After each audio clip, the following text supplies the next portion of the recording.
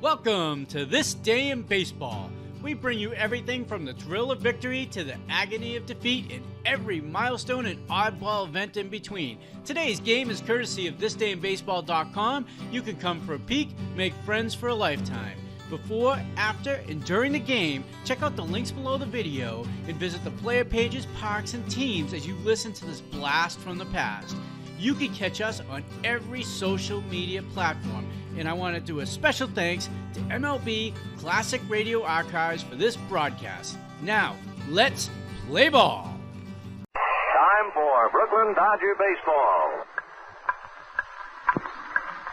Light up the lucky, it's baseball time. Happy-go-lucky, it's Dodger time. Settle back in your chair, there's baseball in the air right now. It's Dodger time. Thank you, Dorothy Collins. This is Jerry Doggett with Vin Scully and Al Helfer.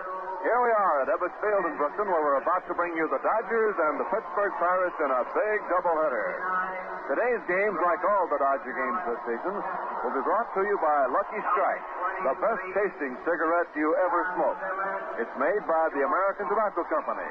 Tobacco is our middle name.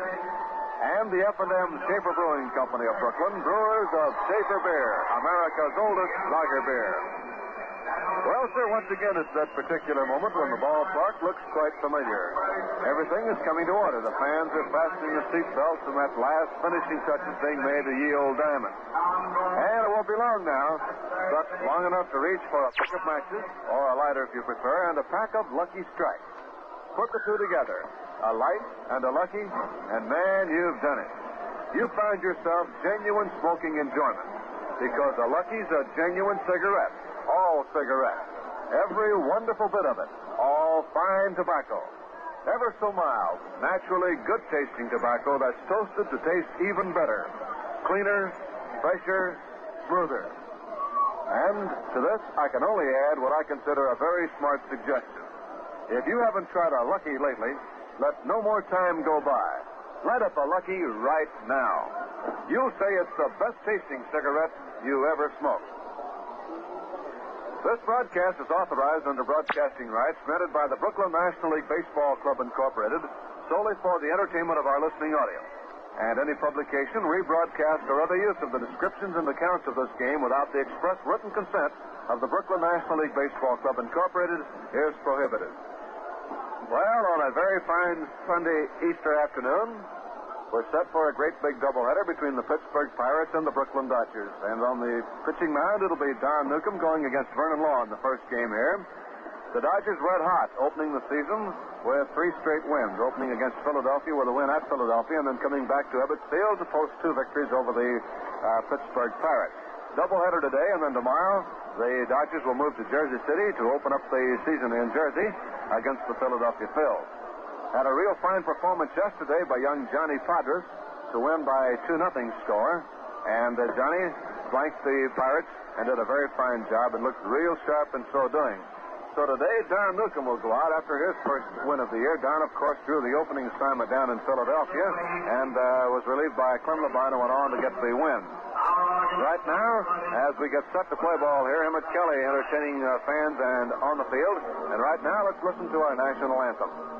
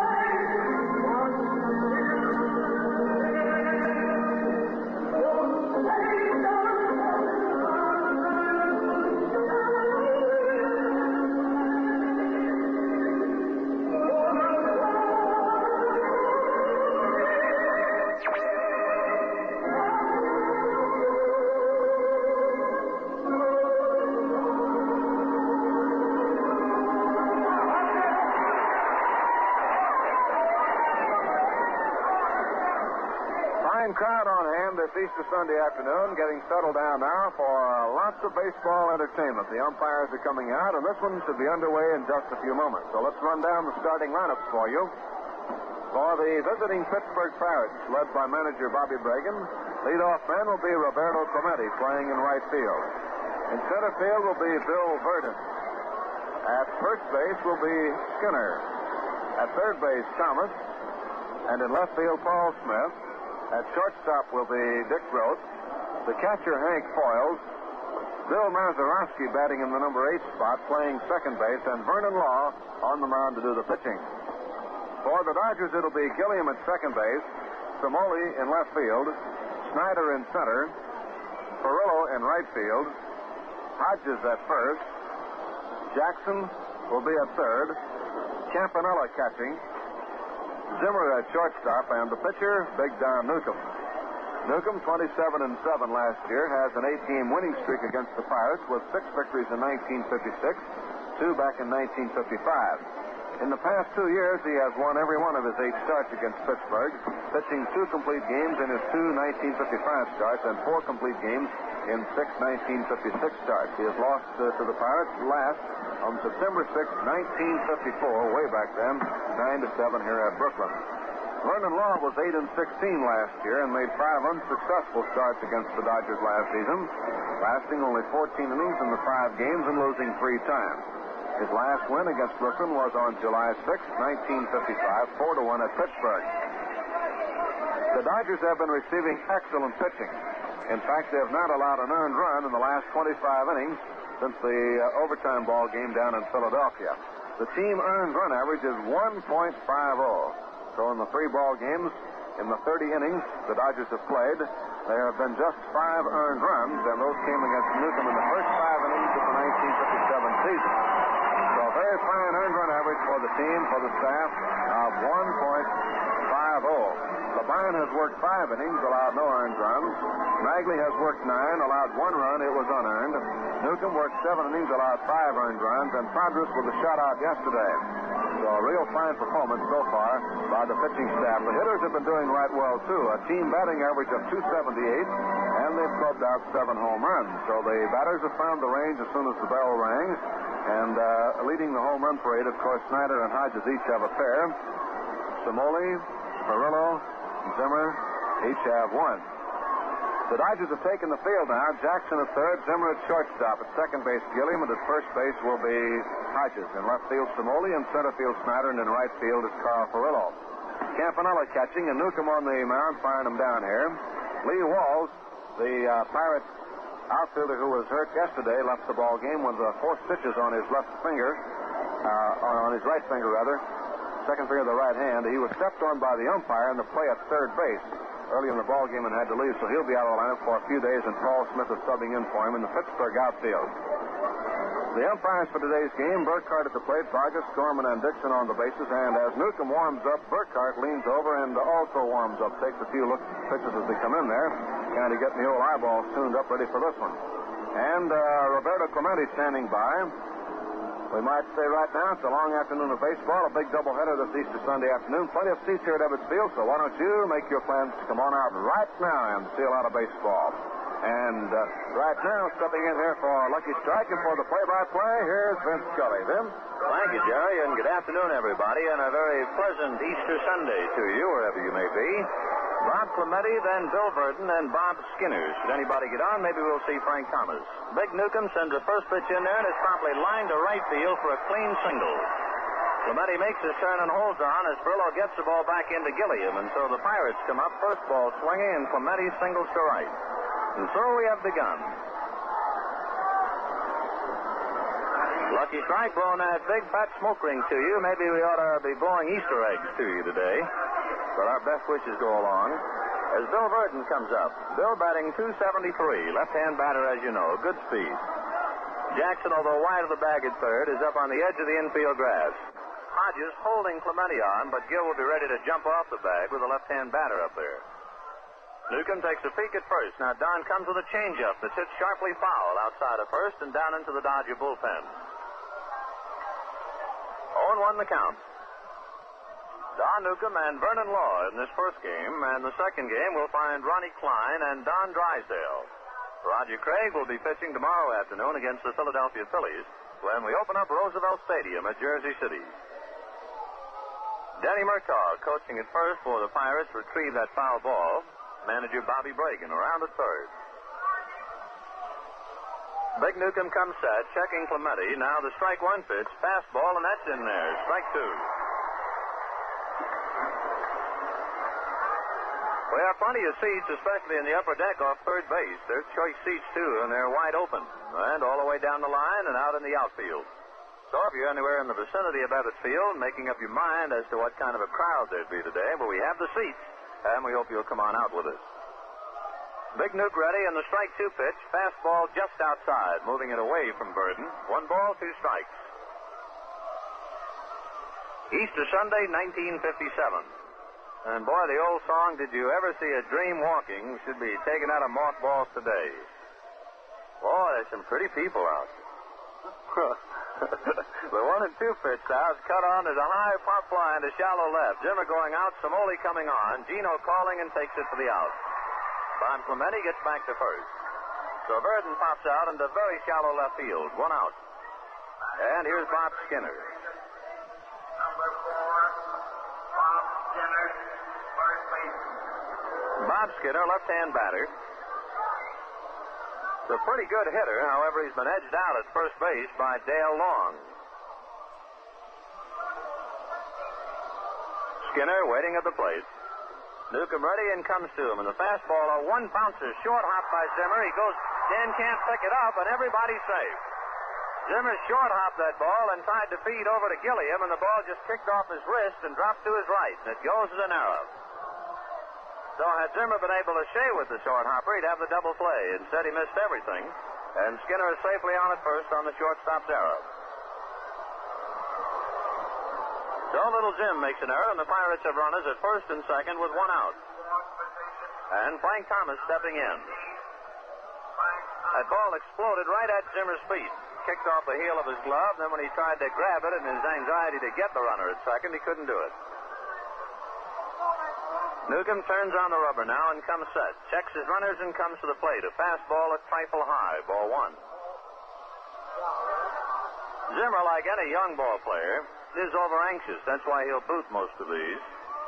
But if he continues to play every day for a while, as Reese, with the idle back, has to sit them out, Don will no doubt settle down. He's just too anxious to pick that ball up and get something started. 1 ball and no strikes. On deck, Paul Smith. Newcomb in a jam here in the first inning with 1 out. Turns now and throws back to Zimmer, who one-hands it as Clemente is easily back to the bag.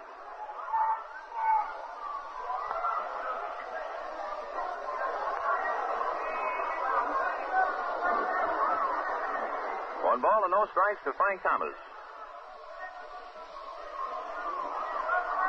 Newcomb set, looks to his runners, now works the plate, and the fastball is belted high and deep to left field. Back goes Samoli. Snyder coming over and calling near the wall. Duke takes it for the out. Clemente tags up and then holds. As Snyder throws a one bouncer about 5 feet up the line off third. So Thomas hit the ball well, but Snyder going back to the left center field wall hauled it in, and the runners hold. 2 down in the first inning, and that brings up Paul Smith.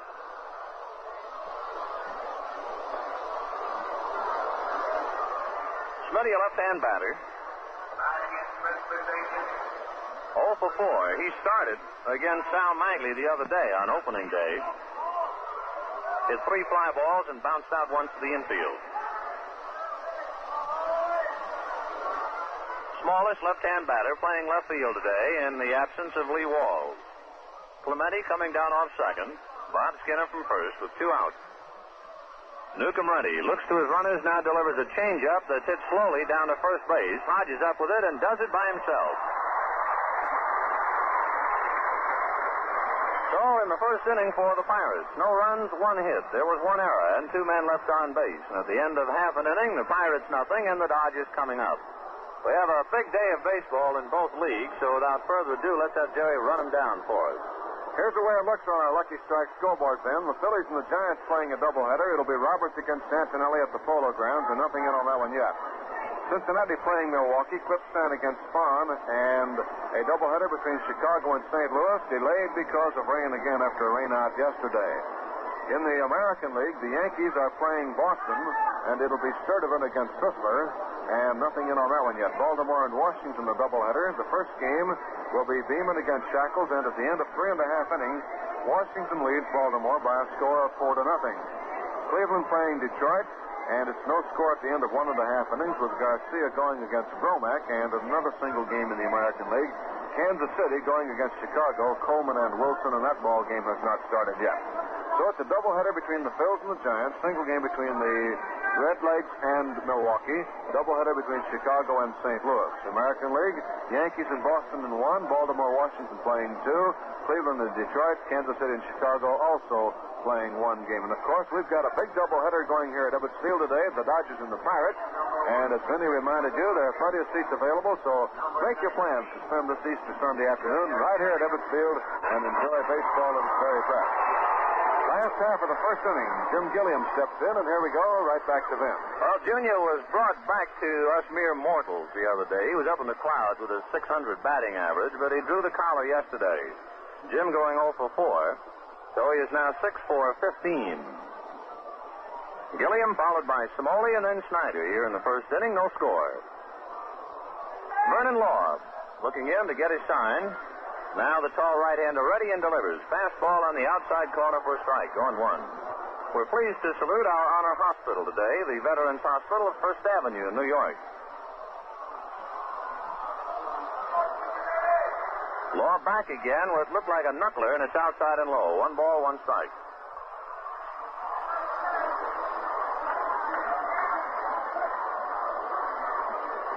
One and 1 to Gilliam, leading off here in the last of the first. No score. Law ready and comes back to him 1-1, and the knuckleball is outside. Ball 2, 2-1. Just about all the pitchers on the Pirate staff will throw a knuckleball. The 2-1 pitch to Gilliam, cut on. There's a high fly ball into shallow right. Clemente is calling. It's an easy play for him.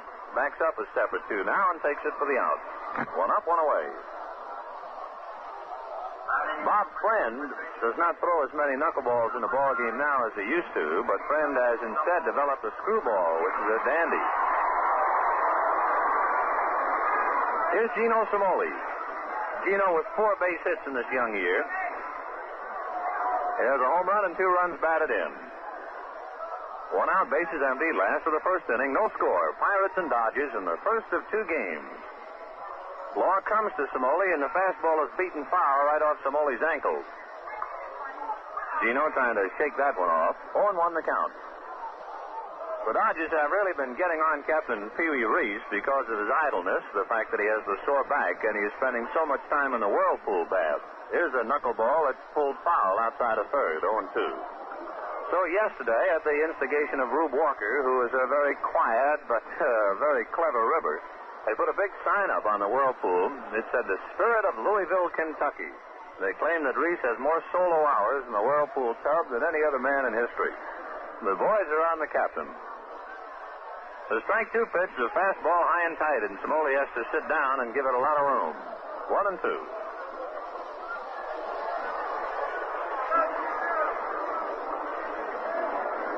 Vernon Law ready, and the 1-2 pitch to Gino. Knuckler outside, 2-2. Boy, you can really see Law's knuckleball come up there. It dances all the way. Hank Foyle's doing a nice job of holding him. 2-2. Law ready and delivers to Gino, and the pitch is cut on and fouled off first base, and it'll either catch the roof or the upper deck. Catches the roof and goes out. Count holds 2 balls, 2 strikes. The Pirates had a mild flurry in the first inning, if you weren't here with us. Clemente opened up with a single, and Skinner got on when Zimmer booted that line drive that exploded right at his feet. However, Thomas and Smith won out, and the Pirates did not score. Fastball is cut on and missed, and down goes Simoli. So Gino strikes out. 2 down, last of the first inning, and Duke Snyder walking up. Snyder is batting .250. He has 2 home runs and 3 runs batted in. In the words of Hoyt Wilhelm, and it's applicable now that Vernon Law is pitching, Wilhelm claims that Snyder is the best knuckleball hitter he's ever seen. He gets a fastball, and it's up high, ball 1. So we'll see if Law will throw in some knuckles. 2 out in the first inning, no score. The Phillies did not score in the first inning against the Giants. Law double pumping on Snyder, and the 1-0 pitch. Cut on and missed the fastball, 1-1.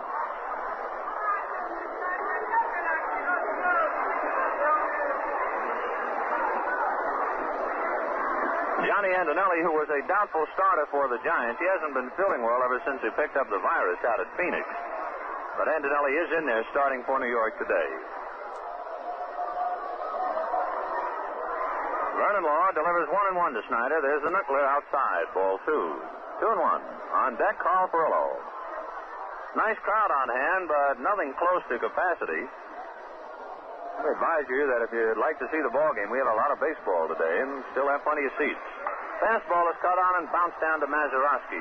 Up with it easily, goes to Skinner, and that's it for Brooklyn in the first inning. Dodgers going quietly, 1-2-3, no runs, no hits, no errors, nobody left on base. And at the end of 1 inning, the Pirates nothing, the Dodgers nothing. Just like that, let's hear from Jerry. Well, here, you baseball experts, we've got another Lucky Strike baseball quiz for you. But first, a moment to relax and light up a better-tasting Lucky Strike. Yes, sir, Lucky Strike is a genuine cigarette. All fine tobacco. Naturally mild, good-tasting tobacco that's toasted to taste even better. Cleaner, fresher, smoother. Have you tried a Lucky lately? You'll say it's the best-tasting cigarette you ever smoked. Okay, now here's our Lucky Strike baseball quiz. You got your thinking caps on? Well, here's the question. What is the modern Major League record for the most consecutive home runs by a player in a game? Most consecutive home runs by a player in a game.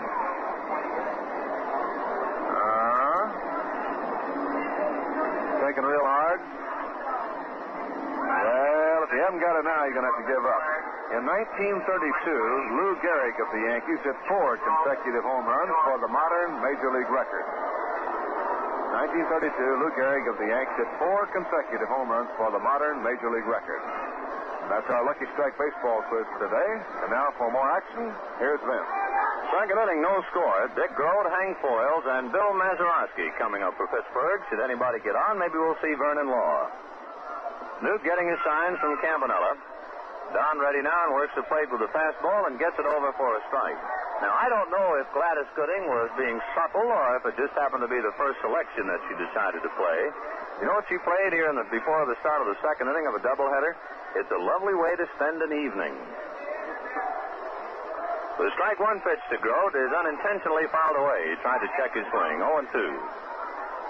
So if we have a big day of baseball, all right, make sure you have plenty of Luckies and a comfortable chair and stay right with us. Dick Grote is batting 182. He has 1 run batted in. Small right-hand batter. Newt comes back to him, and the fastball a little high, ball 1. 1-2. Kenny Burkhart calling balls and strikes. Dusty Bajes, the senior umpire of the quartet, is at first. Tommy Gorman at second, and Hal Dixon at third. Newcomb works easily. The 1-2 pitch. Cut on. There's a belt into right center. That might be trouble. Snyder on the run. It's going to be over his head and bouncing up against the wall. Dick Grote is on his way for 2 and makes it standing. So Dick Grote lines a double into right center off the concave wall, and by the time Snyder gets the carom back in, Grote is standing at second. That is hit number 2 for the Bucks against Don Newcomb. Brings up Hank Foyles, the catcher. Foyles, spelling his name F-O-I-L-E-S. Hank Foyles. The Dodger bullpen begins to stir right away. Pronto, too, for it's Rene Valdez beginning to loosen up. Big Newt comes set. Takes a peek back at Dick Grote at second. Now it comes to the plate, and the fastball is cut on late for a strike. 0-1. Rene Valdez, tall, lean Cuban in the bullpen, wearing a number that was really in prominence a couple of years ago. number 49, worn with such a great deal of distinction by Joe Black.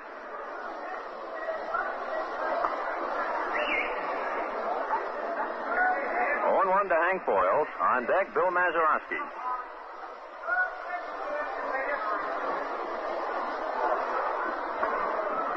Newcomb turns on the rubber, looks back at Grote. Now the strike one pitch to Foyles. A bunt and a good one to the left of the mound. Jackson charging. Bare hand pickup. The throw is just in time. A fine play by Randy Jackson. And on the sacrifice, Dick Grote goes to third. Play going 5-3. One out here in the second inning. Bill Mazeroski coming up, and the Dodger infield will crowd him now as they move in. The second baseman is batting 143.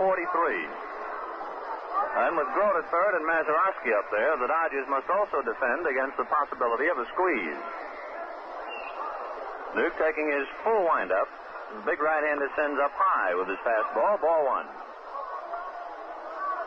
Rene Valdez with that sidearm and sometimes almost submarine delivery, getting ready in the bullpen. No score, second inning, one out. Dick Grote at third. Newcomb back again with the 1-0 pitch, and the fastball is just outside. Ball two. Campanella doing a little umpiring on his own. 2-0 the count. Breeze has picked up considerably now, blowing out towards right field. That's usually a good breeze for us. Coming from the west. 2-0 the count. Newcomb ready, and 2-0's the plate, and the fastball is fouled back. 2-1. Kenny Burkhart chasing it with his mask, trying to trap a butterfly, and he couldn't do it. 2 balls, 1 strike. Lucky Strike sending it all to you on this Easter Sunday.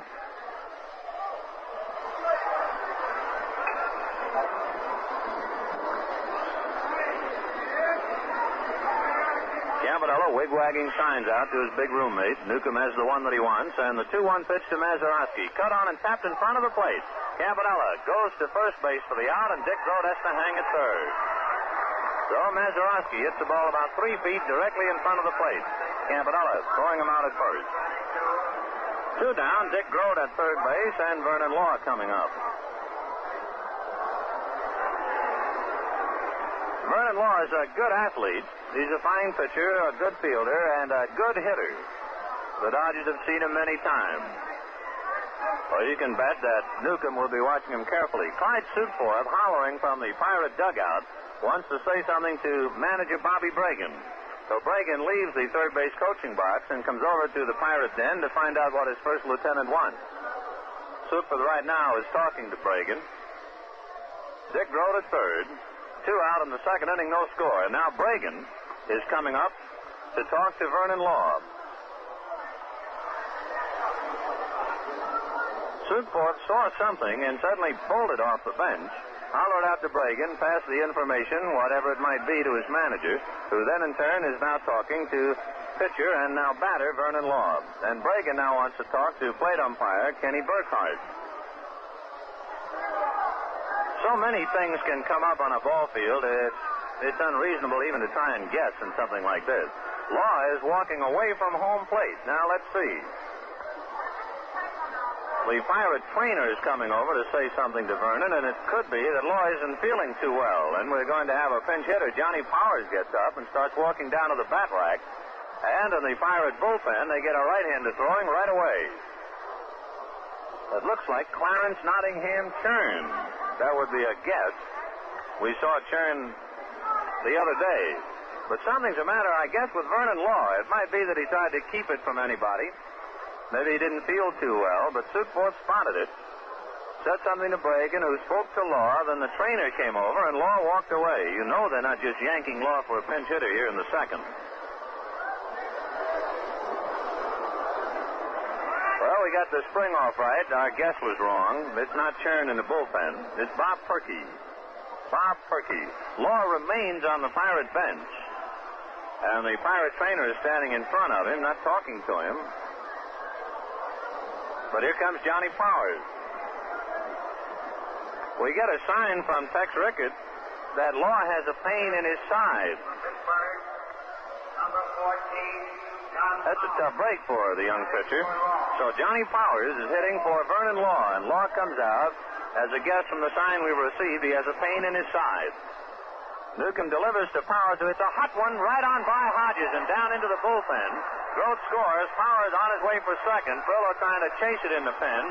Still having trouble coming up with it. And Powers is going to third, but a fan might very well have touched the ball, and they'll send him back to second. And that's what happened. So Powers hit the ball into the Dodger bullpen, and a fan reaching over the railing touched it. So Powers will get a ground rule double. So Powers doubles into the pen. That scores Grote, and the Pirates lead 1-0. So Bobby Bragan rang the right bell that time to send up Johnny Powers, who hits Newcomb's first pitch for a double, and the run is over. Bob Perky continues to throw in the Pirate bullpen as Vernon Law gives way to what is our guess, a pain in his side. That for the opposing teams against Brooklyn pitching. It's the first earned run allowed by the Dodgers in 26 innings. All right, Newcomb is pitching to Bob Clemente, and the changeup is just low. Ball one, and Campanella's mad. He's walking that one off. Roy walks the ball out in front of the plate. That head's going back and forth. You know he's jawing. 1-0 the count to Bob Clemente. Vernon Law is still on the Pirate bench as far as we can gather. He hasn't left yet. If we get any further report, we'll pass it along to you. 1-0 Pittsburgh, second inning, 2 out. Johnny Powers at second base. Newcomb delivers, and the curve is hit to Zimmer's left. A diving stop by Little Don. His throw to first is not in time, but it prevented a run from coming over. Little Zimmer does a belly whop right down by the bag at second, and only a brilliant stop prevented the run.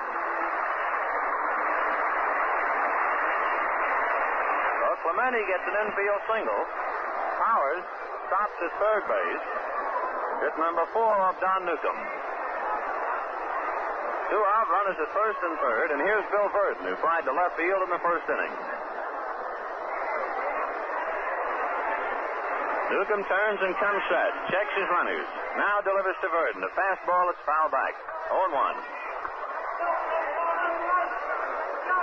Since we have our Honor Hospital in the picture right now, the Veterans Hospital, First Avenue in New York, and since our prime consideration is to pass along as many free luckies as possible to the folks down there, let's pin 5,000 free luckies on that diving stop by Zimmer. Change up to Verdon is hit to Zimmer's right. Don up with it, staggers, and then goes to Gilliam for the fours. A nice play by Zimmer. When Zimmer tried to put on the brakes and going into the hole, it looked for a moment as if he was going to take a header, but he stayed with it and made his play. In the second inning for the Pirates, 1 run on 3 hits. They leave 2 men. They have now left 4. There were no Dodger errors. And at the end of an inning and a half, Pittsburgh 1, Brooklyn 0. We'll see Mr. Bob Perky in a moment, but we'll hear from Jerry right now. Say, fans, take a guess at the time right here in Brooklyn. See how close you can get. Oh, don't look at your watch now. But if you said it was 2:27, that's just about right. And if you went a little further and said it was also light-up time, then you're thinking the same thing I am. Yes, sir, time to touch a match to a lucky strike. Time to settle back to the real, deep-down smoking enjoyment of this truly genuine cigarette. And believe me, a lucky is just that. Genuine because it's all cigarettes. All fine tobacco. Mild, naturally good-tasting tobacco that's toasted to taste even better. Cleaner, fresher, smoother. Light up a Lucky. You'll say it's the best-tasting cigarette you ever smoked. Compelled to leave the game due to a full muscle in his right side. The announcement by Tex Rickard that Vernon Law pulled a muscle in his right side and was compelled to leave the ball game being made to the crowd here. So Bob Perky comes on, and we have the explanation on why Vernon Law was suddenly taken out of the ball game. Perky's tuning up now with catcher Hank Foyles. Standing by is Carl Furillo, the Dodger cleanup batter. He'll be followed by Gil Hodges and then by Ransom Jackson. On the infield, Thomas, Grote, Mazeroski, and Skinner. The outfield, Smith, Verdon, and Clemente. And before we go to play, let's pause for station identification. This is the Brooklyn Dodger Radio Network. Dial 1460 WOKO Albany for the Brooklyn Dodgers games, and write to WOKO for the complete Dodger schedule of games at home and away. They're yours free for the asking, so be sure to give your name and address. Write baseball, WOKO Albany, New York. It's 2:30 WOKO time. Nothing Pittsburgh. The tall right-hander sends his first pitch in that's cut on and missed for a strike. Perky worked 2 innings the other day against Brooklyn, gave up 1 run and 5 hits. The run came on Gil Hodges' home run. Perky, a tall right-hander, checking his signs. Back comes a strike 1, and it's low and outside. 1 ball, 1 strike. So Vernon Law has a tough break, pulling a muscle in his right side. Doing that, no doubt, while pitching to the Dodger hitters in the first inning. He retired them in order and struck out 1 man. The 1-1 pitch to Furillo. Just outside, ball 2. 2-1. Furillo will be followed by Hodges and then Jackson. Should anybody get on, maybe we'll see Campanella. Lucky Strike sending it all to you from Brooklyn. Pirates leading 1-0 in the first of 2 games. Perky delivers 2-1, and Furillo slaps at it and hits it down to Mazeroski, who throws him out at first. Furillo might have been fooled on the pitch. He only took half a swing. Carl goes out for 3, 1 up, 1 away.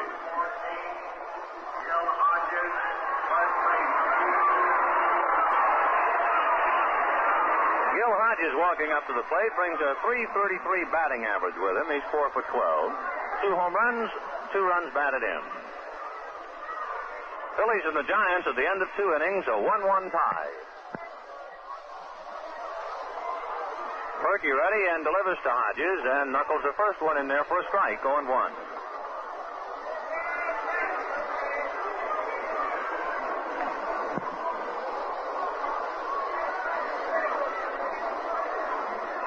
The strike 1 pitch to Hodges, a knuckleball cut on and looped back at second base. Mazeroski going out and calling. Clemente coming on, and it's Clemente for the catch. Oh, the right fielder, Bob Clemente, slanting across, comes in to make the grab, and we have 2 outs. In that Phillies-Giant ball game, a 1-1 tie at the end of 2, Kazansky had a home run in the second inning for the Phillies, and Hank Sauer came back to hit 1 for the Giants. Well, I imagine Bill Rigney, like all the managers in both leagues, now knows he's right in the middle of a mess in the 1957 pennant race.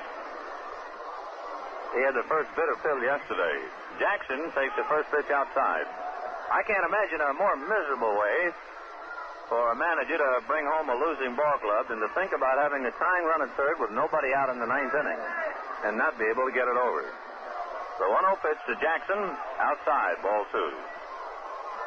However, it'll probably happen to every club before the year is over. Not once, but maybe a couple of times. The most frustrating year I can think of with Brooklyn in the last few about leaving runners at third with less than 2 outs in an inning was in 1950. Wow. The 2-0 pitch to Jackson, low and outside, ball 3. Appeared back in 1950 when you remember the Dodgers lost to the Philadelphia Phillies. Almost every ball game that they lost, they'd leave that man at third.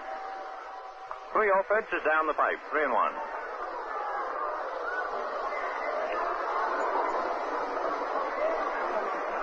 2 out, last of the second inning. Pirates 1, Dodgers nothing.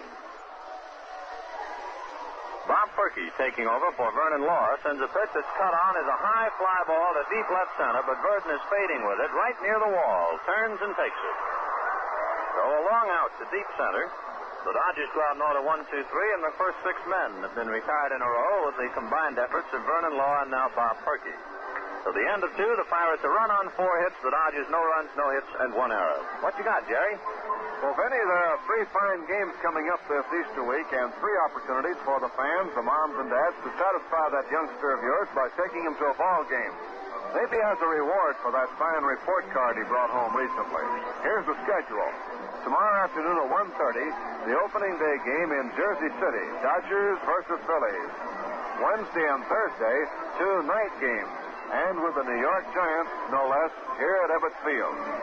Getaway games and the most exciting of all baseball rivalries, the interborough battles between the Giants and the Dodgers, and your first night ball of 1957.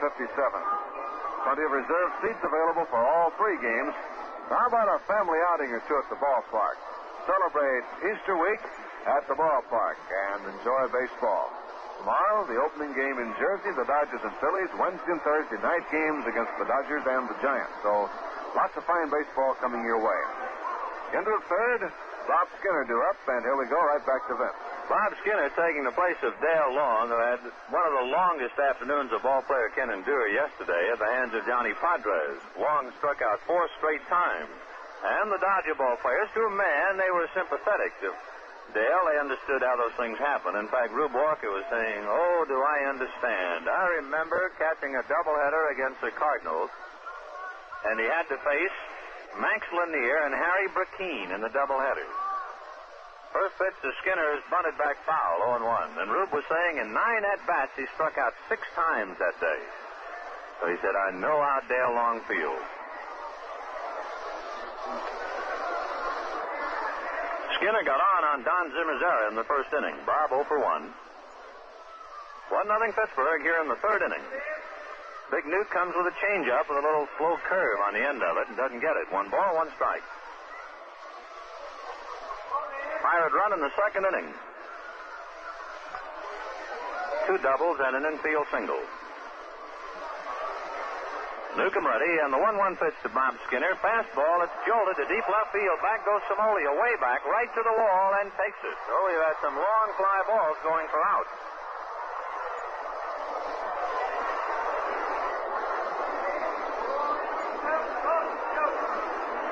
One up, one away, and here's Frank Thomas.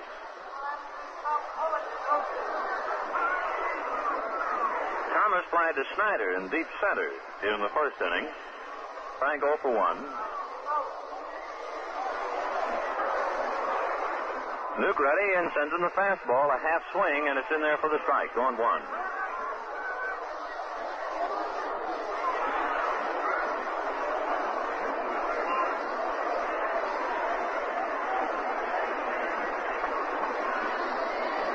Newcomb has a sign from Campanella. Don comes back, strike 1. The fastball is outside, 1-1. Johnny Padres reported that this morning he could hardly get out of bed. That's how stiff and sore he was. That's this morning. He said this afternoon he felt all right. He was saying, boy, I hope I have that real nice stiffness about every 5th day. The boys knew what he meant. The 1-1er. Fastball is cut on. There's a belt high and deep to left field. Forget all about it. That's going to be off the facade. So Frank Thomas jolts one, and the Pirates lead 2-0.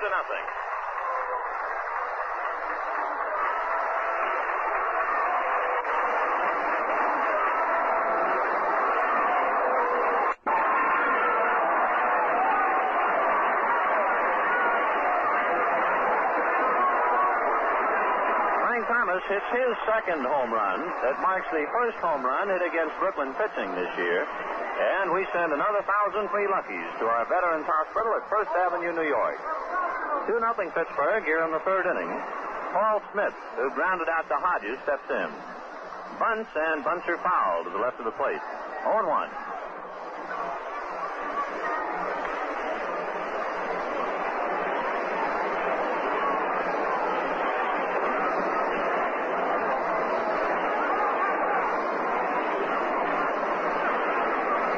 The count. Changeup is belted deep to right field. Got a lot of height, a lot of distance, and it just goes out of here. Just inside the foul pole and over the screen. A home run for Paul Smith. And the Pirates now lead 3-0. And Newcomb is getting whacked around.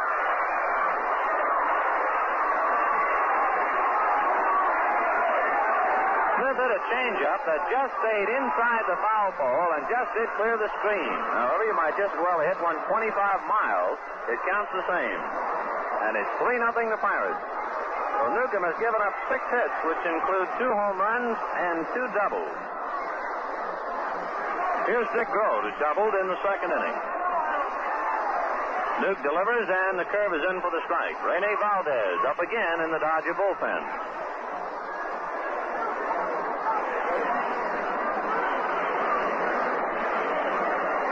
Paul Smith is a comparative newcomer. We'll check and see if that's his first major league home run or not. Newcomb back with a fastball. There's another belt to left field. Back goes Savoli, away back. That one's gone.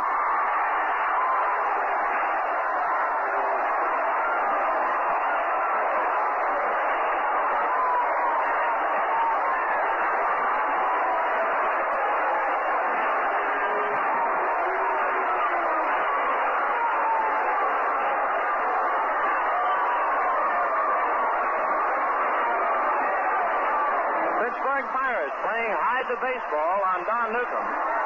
Frank Thomas hit a home run. Paul Smith hits a home run. Dick Grote hits a home run. And the Pirates lead 4-0 in the third inning, and Walter Austin heading to the mound. The most consecutive home runs hit in one inning by one club in both the National and the American League. 3, which is tied today. However, the small note made by many clubs. However, the most home runs in one inning by one club, not necessarily consecutively, the National League, and I happen to see one of those games, the Giants and Cincinnati. 5 in the fourth inning. And Philadelphia against Cincinnati, 5 of them in the 8th inning in 1949. The American League, 4 home runs in one inning. But consecutive home runs in one inning, it's been tied 3 straight. And Don Newcomb comes out.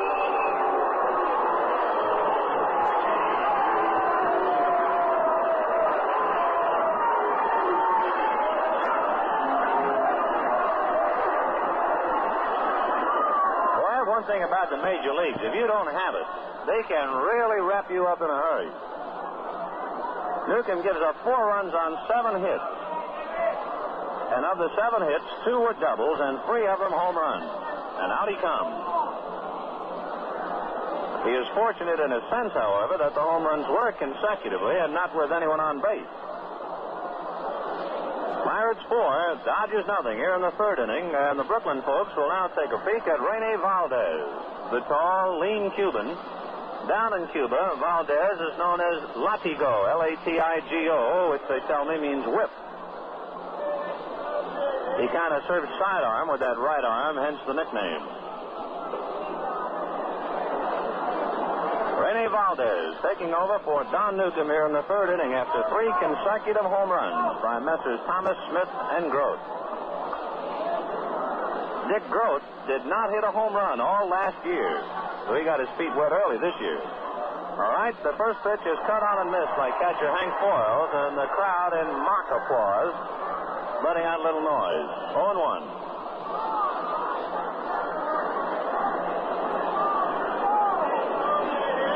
Back comes a strike 1 pitch, and that's in there, 0-2.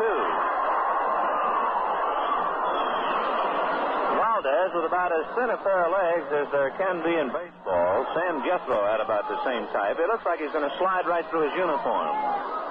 The 0-2 pitch, a curve cut on, a high pop-up. Hodges coming down the line from first in fair ground. Waits and takes it.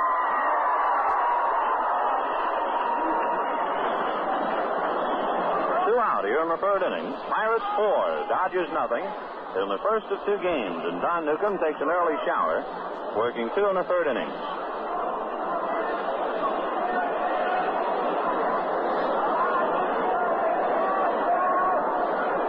Bill Mazeroski looks at the first pitch, and it's down low, ball 1. In the Dodger bullpen, Sandy Koufax begins to loosen up. Valdez is scheduled to be the third batter when Brooklyn hits in the third. The 1-0 pitch to Mazeroski, fastball cut on, a high fly ball to straightaway center and fairly shallow, about medium. Snyder's there to take it. In the third inning for Pittsburgh, 3 explosions, 3 runs on 3 home runs by Thomas, Smith, and Grote to tie a record. Nobody left on, and at the end of 2.5 innings of play, the Pirates 4 and Brooklyn nothing. Well, you know, it's not very often that philosophy and baseball go together, but Mr. Gil Hodges has managed to combine the two. All right, Gil. Those bench jockeys, they can sit there all day long making one wisecrack after another and really have themselves a ball. Me, I'll just leave it to the other guys and take my fun after the game. That means grabbing a char and sitting around with their lucky. They're all cigarette, all tobacco, all the way through. I'd say Lucky's are the best tasting cigarette I ever smoked. Yes, sir, Gil. Smokers everywhere find that Lucky's taste better, and for good reason. Lucky's are made of fine, mild, naturally good tasting tobacco that's toasted to taste even better. So do as Gil says and light up a Lucky. You'll say it's the best tasting cigarette you ever smoked.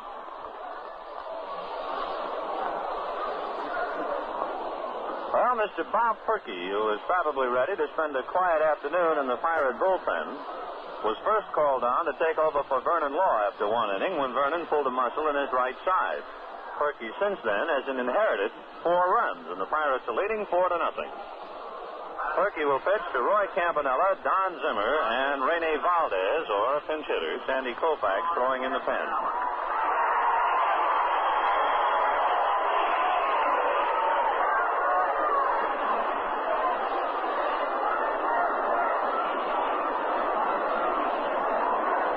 Roy Campanella, batting .273 in this young year. He has a run batted in.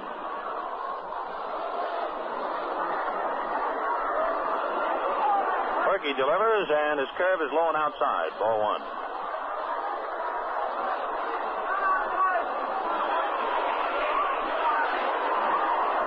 The 1-0 pitch to Campy. Trifle high. Ball two. 2-0. A chant begins to swell up from out in left field. We want a hit. And some rhythmical hand clapping, too. 2-0 pitch to Campanella is taken for the strike. 2-1.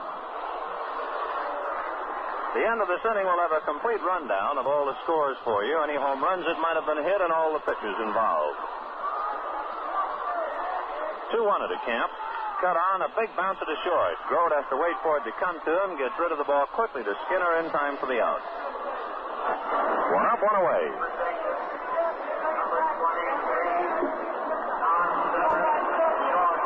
Don Zimmer, who booted the ball in the second inning and then came right back to make a brilliant stop, stepping in. Don is 2 for 11. One of his 2 hits, a home run. That against Robin Roberts. Perky delivers, and the sidearm pitch a little high. Ball one. The Dodgers are not tipping their hand. Gilliam, the leadoff man, comes out to the on-deck circle. Koufax continues to throw in the bullpen. The 1-0 pitch, fastball, hit off the thumbs and fouled away off first base, back into the crowd. 1-1. Lucky Strike sending you all the excitement from Ebbets Field, and we should have plenty of it today. The Dodgers and Pirates in an Easter Sunday doubleheader. The 1-1 to Zimmer. He tries to bunt a knuckleball, and I think he foul-tipped it. 1-2.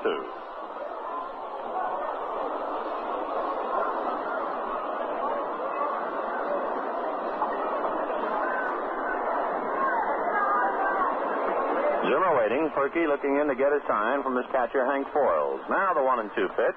In there, called strike 3. So Zimmer caught looking and walks away. The first 8 Dodgers have been retired in a row, and with no one on base, Valdez will come up to bat for himself.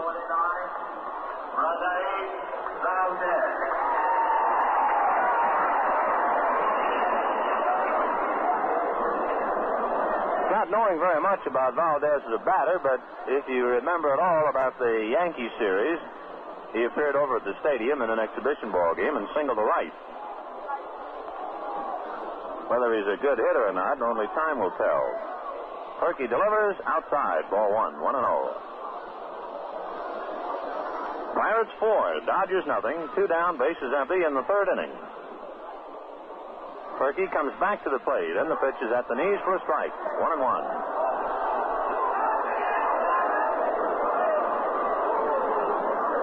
Valdez just turns and stares at Burkhardt, then shook his head a couple of times, and now gets back in. The 1-1er to Rene Valdez, a knuckleball that goes back to the backstop. Ball 2. 2-1.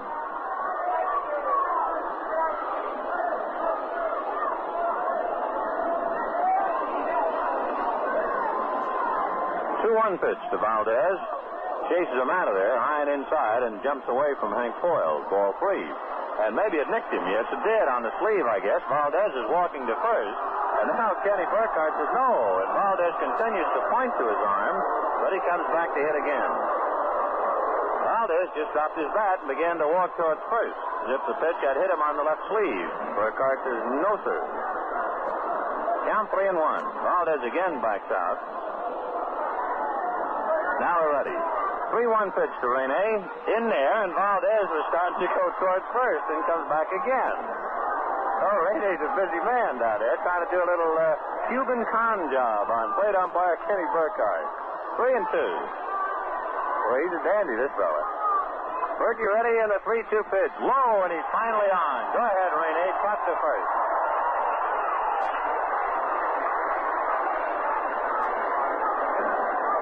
Valdez at first with 2 outs.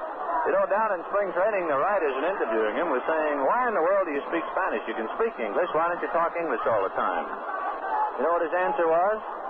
He said, American ball players play ball in Cuba in wintertime. They no speak Spanish.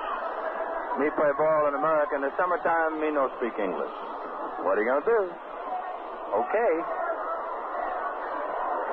Here's Gilliam, who flied to right in the first inning. Jim 0 for 1. 2 out, bottom of the third. 4-0 Pittsburgh.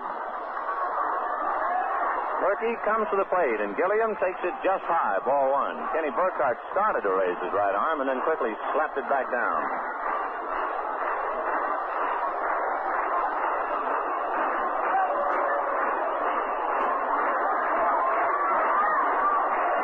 The 1-0 pitch to Junior. Sliding outside, ball 2. So Dick Grote, with a slight storm signal up, comes trotting in from short. Hank Foyle's walking the ball back out to the mound, so he'll have a brief consultation. 2-0, the count to Gilliam. Valdez at first with 2 out in the third inning. Pirates 4, Brooklyn nothing. The end of the inning will give you all the other scores.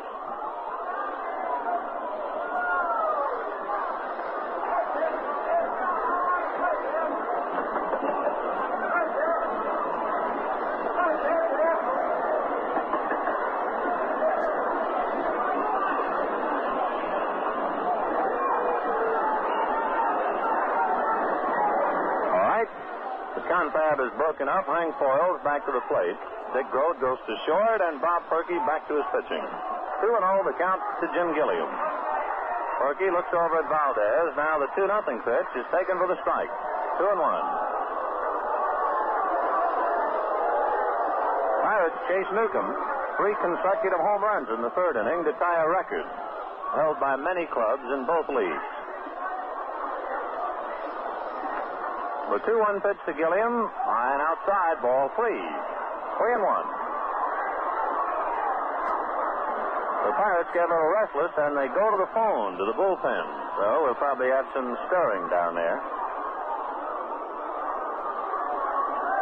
Perky ready. The 3-1 pitch to Junior. In there, strike 2. Sam Narron, the bullpen catcher, is up. And Elroy Face, I think, gets out of that pen. I've been wrong once today.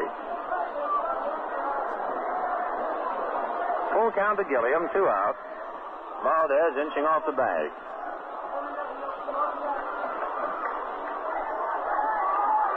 Valdez goes. The 3-2 is cut away foul. 1 wrong, 1 right. Batting .500. Face is loosening up with Sam Narron. 4-0 Pittsburgh here in the third.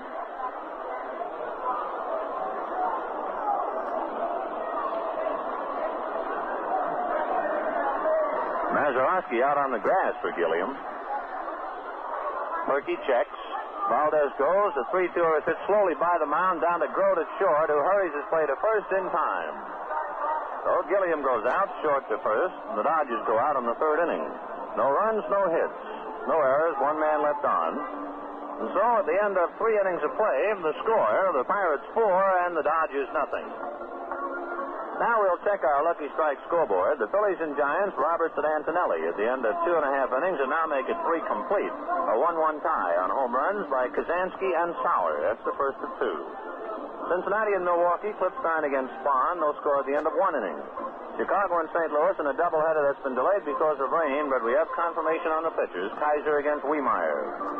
The Yankees and the Red Sox in a single game. Sturdivant against Sisler. No score at the end of 2.5 innings. Baltimore leading Washington 5-4 at the end of 4.5 innings. Beeman and Prairies for Baltimore. Shackles, Clevenger, and Byerly for Washington. Roy Sievers hit his 3rd home run in the 2nd inning with nobody on for Washington. That's the first of 2. Cleveland and Detroit at the end of 4 innings. Cleveland 2 and Detroit nothing. Garcia against Gromek with Heft relieving in the 3rd inning. By the way, Billy was rejected by the draft board again. Kansas City and Chicago, Morgan against Wilson. No score at the end of 1 inning. Well, you're right up to date on all the scores. We roll along into the 4th inning of this first game of a doubleheader, the Dodgers and the Pirates. Pittsburgh leading Brooklyn 4-0. Lucky Strike sending it all to you, and sending you now for the play-by-play, Jerry Doggett. Thanks, Dave. Hi, everyone. It'll be Bob Perky, the pitcher, due up here, to be followed by Roberto Clemente and then by Bill Burton. 4-0 ball game. Pittsburgh 1 in the 2nd and 3 in the 3rd. and the home runs teed off by Thomas Smith and Goetz, the first this year off Dodger pitching. Valdez looks in for a sign. The windup and sidearms a fastball in for strike one swinging on Bob Perky. Perky wearing a number 34 in the back of his gray uniform.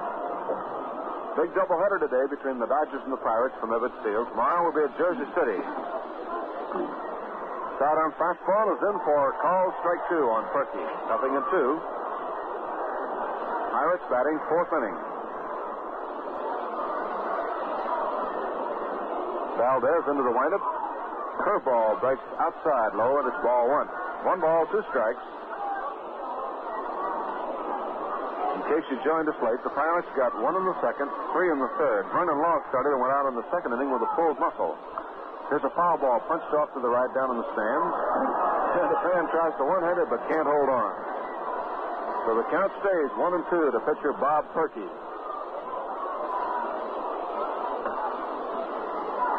Valdez winds. Fastball is in for a call, strike 3. Sidearm fastball pumped in and over. And out on strikes, Bob Perky. For Valdez, strikeout number 1. And oncoming now will be Roberto Clemente, who has an infield single behind second base and a single to right field. So Clemente 2 for 2 today.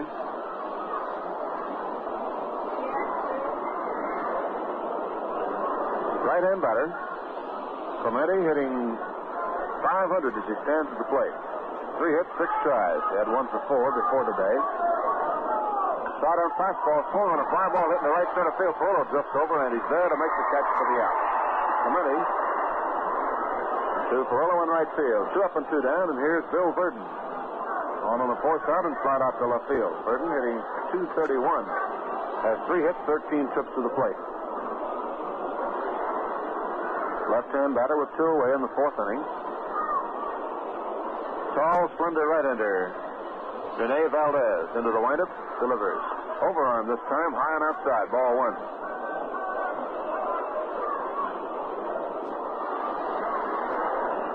Ball 1, no strikes. Left-hand batter, Bill Verdon in the batter's box. Here's a foul ball hit up in the stands, and it's strike 1, ball 1. Valdez coming overhand now to the left-hand batters. He was slingshotting them in sidearm to the right-hand batters. Sidearm pitcher has to be careful going to a left-hand batter, though. Ball hangs out over that plate sometimes. 1-1 pitch. Fastball chopped down foul. Rolling off to the Brooklyn dugout. And it's a ball and 2 strikes. Jackson, Zimmer, Gilliam, and Hodges on the infield. Samoli, Snyder, and Perlo in the outfield. Valdez taking his sign. 1-2 offering. The windup in the pitch. A bouncer to the right side. Gilliam comes in. Gets a short hop. Play to first is in time, and that's all. Verdon out. Side retired. No runs, no hits, no errors, and none left on. The end of 3.5 innings of play. The score, the Pittsburgh Pirates 4 and the Brooklyn Dodgers have none. Now here's a word from Vin. All right, at this moment, friends, do you have any idea how many smokers across the country are lighting up Lucky's? How many folks are settling back to real deep-down smoking enjoyment? Well, I'd say countless thousands. Yes, sir, they know that Lucky Strike is all cigarette, all fine tobacco. Mild, naturally good-tasting tobacco that's toasted to taste even better. Have you tried a Lucky lately? You'll say it's the best-tasting cigarette you ever smoked. Light up a Lucky, it's light up time. Be happy, go lucky, it's light up time. For the taste that you like, light up a Lucky Strike. You'll say it's the best-tasting cigarette you ever smoked.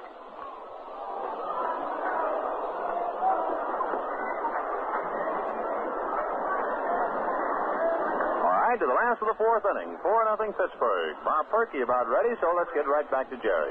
The Dodgers looking for their first base hit of the afternoon have had 1 base runner. Valdez drew a walk in the third inning with 2 outs. Samoli will be the first batter, went down swinging first time up. Gino hitting .286, 4 hits, 14 trips to the plate, 1 homer and 2 runs batted in. So Bob Perky now on the hill, looking in for a sign from catcher Hank Foyles, and we're set to play. Bottom of the fourth inning. Pitch to Gino. is in and over for strike one. The Pirates have Thomas at third, Grote at short, Mazeroski at second, and Skinner at first. Smith, Verdon, and Clemente in the outfield. Foyles catching, and Bob Perky doing the pitching. And Lucky Strike sending you all the action from Ebbets Field. Big Easter Sunday doubleheader today. The 1-1 pitch. Curveball is inside, and the count to Gino goes 2-1.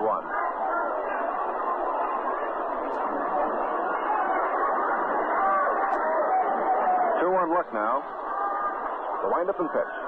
Curveball chopped off foul behind the plate, and the count even to 2-2. Yes, sir, the Dodgers and the Pirates going at it here. And lots of seats on hand, so why don't you make plans to come out? You can see a lot of this one, and, well, the whole second game for sure. So kind of make tracks right there for Ebbets Field. Still plenty of good seats available to see the ball game this afternoon. 2-2 pitch. Swung on a bouncer, hit the third. Big hop to Thomas. The long throw across is high, but Skinner went high in the air and hauled it down for the out. So we have one away, and Duke Snyder coming on, and before Duke steps in, let's pause for station identification. This is the Brooklyn Dodger Radio Network. Dial 1460 WOKO Albany, 3 o'clock WOKO time. Rose Oldsmobile always scores high.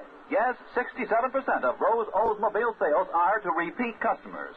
Folks who buy from Rose year after year. There must be a reason. That's right. The reason is Rose Oldsmobile maintains in a modern service shop all the latest scientific equipment to give continuing warranty work on every Olds they sell. Service that continues on and on, long after the sale is made.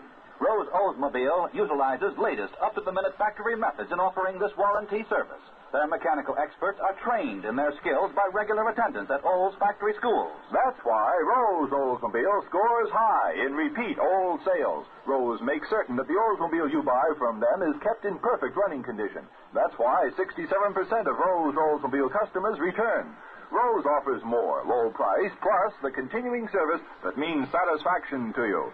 See Rose Oldsmobile, Capital District's oldest franchise Oldsmobile dealer, Central and Manning. Skinner deep along the first base side. 3-1 pitch. Duke swings and chops her foul down the first base line. Count fills out at 3-2.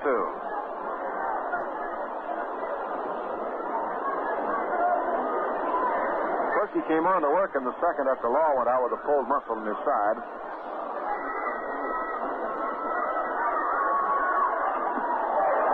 Swing and a miss for Duke, and down he goes. So there are 2 outs now. Snyder strikes out. And for Bob Perky, that is strikeout number 2.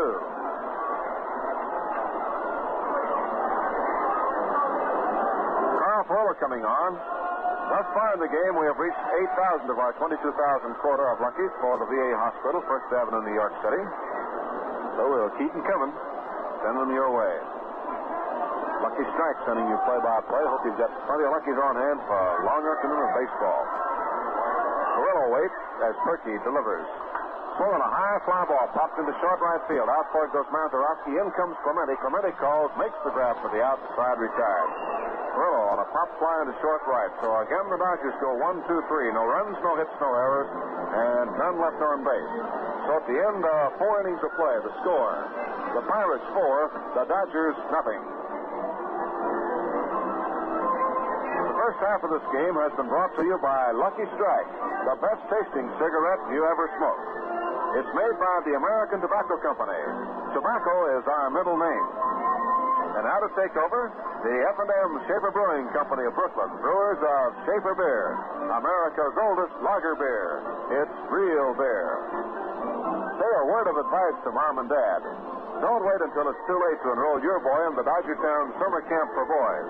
2 months, July and August, of solid sports activity at Dodgertown, Vero Beach, Florida. Expert coaching in baseball, football, tennis, swimming, basketball, fishing, canoeing, and many other sports. Fine living quarters, the best in health-giving food. Drop us a line and let us send you a brochure telling you all about Dodgertown, the finest summer camp in the land.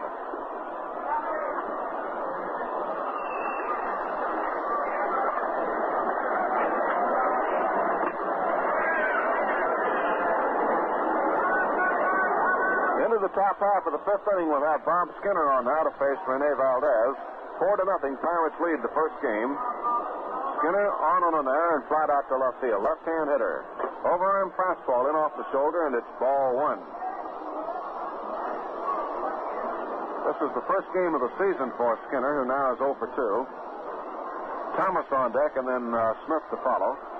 Overarm fastball high, and it's ball two. 2 balls, no strikes on Bob Skinner. Hitting third in the batting order. 2-0 count. Valdez checks the sign, delivers. Swing and a foul hit back into the screen, and it's 2-1. In case you're wondering why manager Bobby Bragan has his pitcher hitting in the number 9 spot today, well, it may be that Bobby is going to abandon the pitcher hitting 8 for psychological reasons. 2-1 pitch. Curveball breaks in close, and it's ball 3-1. Some of the opposition have been riding that number 9 hitter a little bit and asking him how come they're hitting behind the pitcher, and it's kind of wearing on the nerves of that guy in the number 9 spot. Here's the pitch inside, ball 4, and Skinner is on with a walk. So Bob Skinner draws a base on balls, the first off Valdez. And it brings on Frank Thomas. Has a home run in the flyout.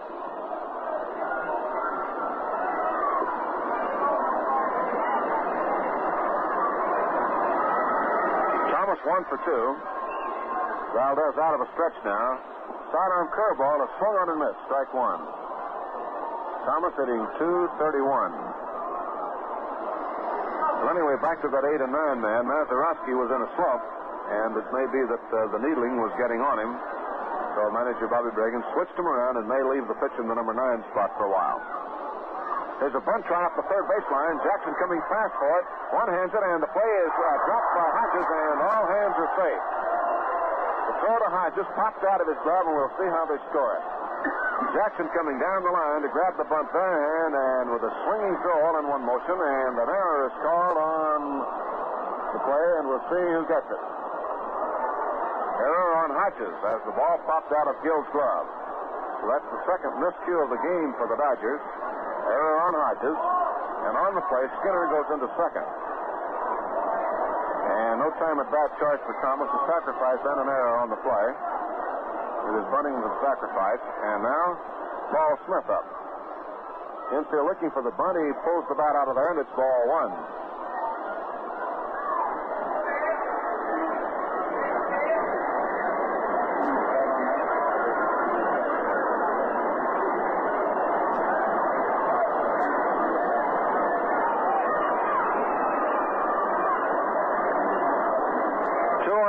Valdez ready. Hodges sneaking down the line. The pitch is bunted. Pop foul off to the left and out of play. 1-1.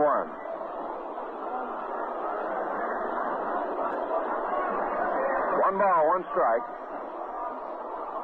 Smith had a home run his last time up. Grounded out his first time. Skinner drew a walk. And on a bunt, Thomas safe at first, but Hodges dropped Jackson's throw. For scoring, did not give Thomas a time at bat. He was bunting for the sacrifice and drew life on the error. 1-1. Valdez with a stretch to pitch. Smith bunts it up the first baseline. Hodges has only one play. Back to first base to Gilliam covering there. And the runners move over. Skinner takes third. Thomas goes to second base. And out at first on the sacrifice is Paul Smith. Hodges to Gilliam, 3-4. So, 1 out, 2 on, and the batter will be Dick Grote, who has a double and a home run, has scored 2 runs.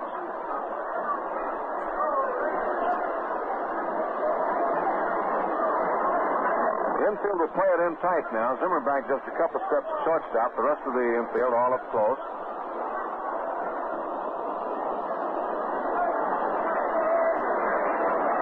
Valdez trying to get out of trouble. The windup, and down it comes. Fastball is low for ball 1. Dick Grote, the shortstop, hitting .308 with 4 for 13.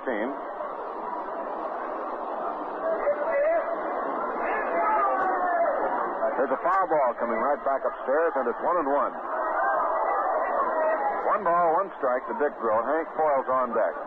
The Pirates lead 4-0, and they're batting in the 5th inning and have a threat going now.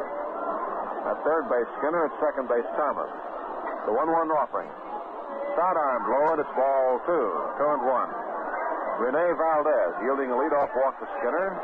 Thomas got on an error, moved up on a sacrifice. Runners at second and third, 2-1 count. The windup and pitch.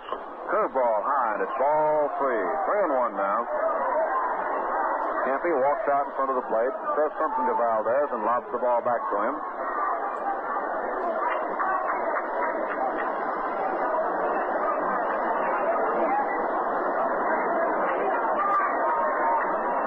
Count. Curveball for strike 2. And the count full to Dick Gross, 3-2. Dodger infield playing it tight, trying to hold the runners up. Valdez ready, the 3-2 pitch on the way. Curveball popped foul on the first base line, and it'll go down in the stands. Gross just reached out for a breaking ball that time, lost his bat, and popped the ball foul in the stands. Darren Newcomb drew the start for the Dodgers today and was tagged for 3 consecutive home runs in the third. Here's the pitch. Ground ball foul, past first, all the way down the line to the Dodger bullpen. Pirates got a run in the second, 3 more in the third, and lead 4-0. Have runners at second and third, 1 out here in the 5th inning. 3-2.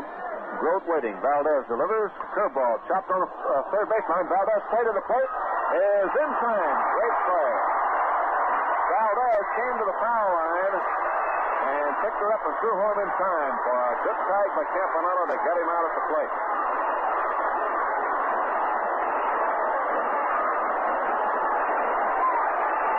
Valdez fell to one knee when he fielded the ball and then lobbed into Campanella a distance of about 20 feet and got the base runner, Skinner, trying to come into the plate.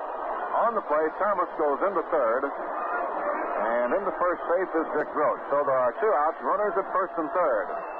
As Valdez came to the third baseline, fell to one knee, picked up a soft tap off the bat of Grote, got the toss into Campanella, who put the tag on cleanly in time to get the runner Skinner out at home. So there are 2 outs, and the batter, Hank foils the catcher. Time now.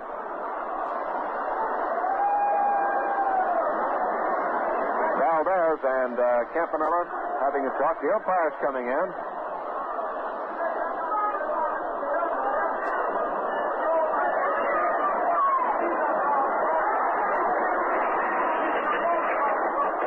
Conference at the mound. The umpires, manager Walt Austin to see about it also. While time was out, the ball tossed away by Valdez. And umpire Dusty Vargas coming over to talk to him about it.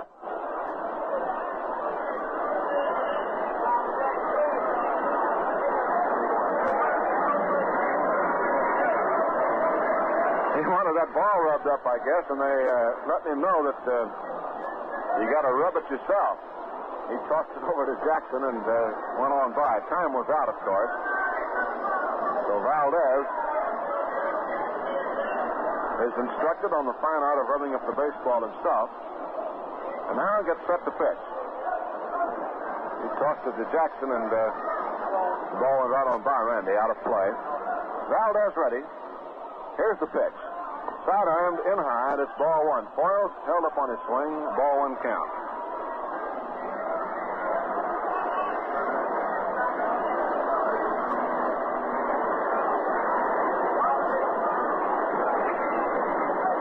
Valdez again ready, checks the runners.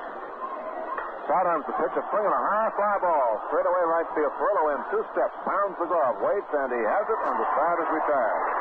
Foils skies out high to Perillo in right field. Of course, no runs, no base hits, 1 error, and 2 left on for Pittsburgh in the top half of the 5th inning. So at the end of 4.5 innings of play, the score, the Pirates 4, the Dodgers nothing. Well, Al wants to find out what you're going to do this afternoon. Yeah, that's right. What's the plan this afternoon? Going to listen to the game a while and then get out and do some riding around? Maybe keep the game on over the car radio? Well, say, if you're going out, how's the supply of Schaefer? You got plenty on ice? You got some more in the cupboard? For when that beer on ice disappears? Well, you better make sure there's plenty, and then maybe get an extra six-pack or two anyway. Because one thing's as sure as sunrise. If there's Schaefer beer in your house, it's bound to disappear at a regular rate. Sure, once a guy discovers the wonderful flavor of Schaefer, the way his taste buds perk up at the taste of it, and the way his eyes tell him that he's in for real enjoyment just at the sight of it, well, that's all. Like I said, it disappears. So you'd better get some Schaefer today. It's real beer.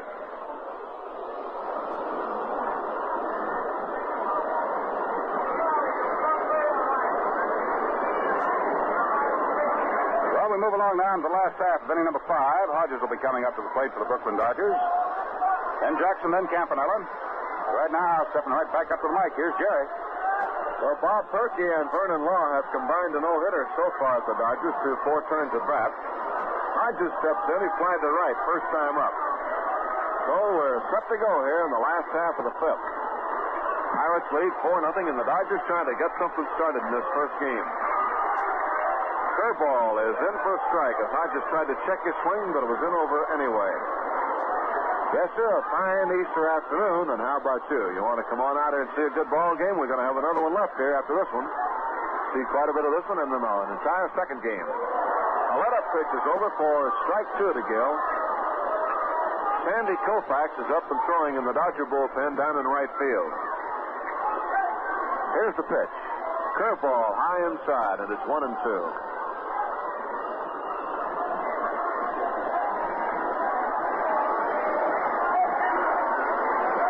1-2 pitch. Swollen and grounded right back to the middle, and there's the first base hit of the ball game for Brooklyn. As Gil Hodges drops the bounder right back past Perky, on over second in the center field for a ground single to center. And it brings on Randy Jackson, who flied to center deep his first time up.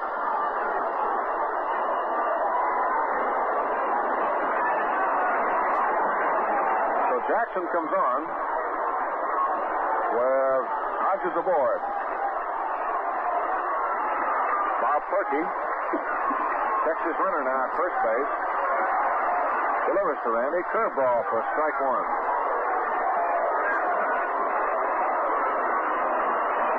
The Phillies and Giants 1-1 at the end of 5 in their ball game.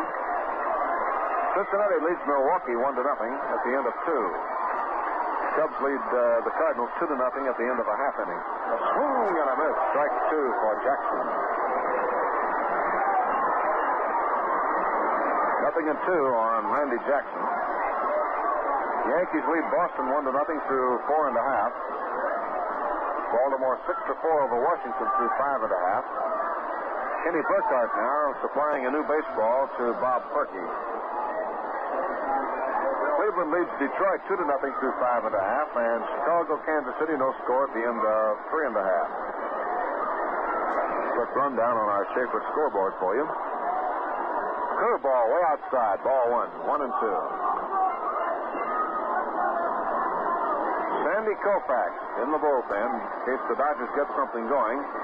May see a pinch hitter for Valdez. We'll get that far in the order. Jackson waits, Hodges off first. Perky delivers. Swinging a bounding ball out towards second. Mazeroski into short. 1, back to first. Double play.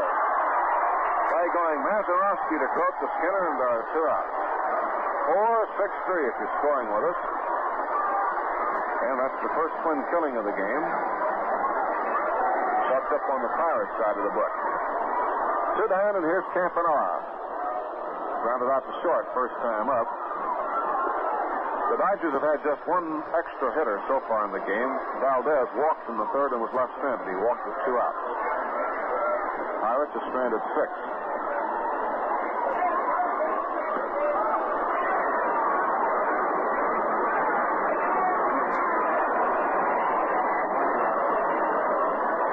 Ball 1 count to Campy. Perky deals. Campanella swings and hits one foul right back above us. And it's 1-1. 1 ball, 1 strike.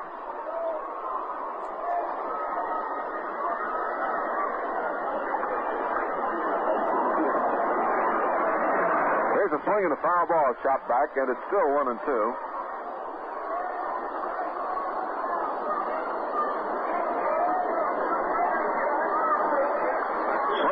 dial again back.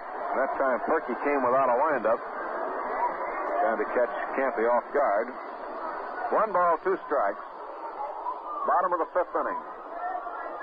He comes again without a windup, and it's a little high for ball 2. 2-2.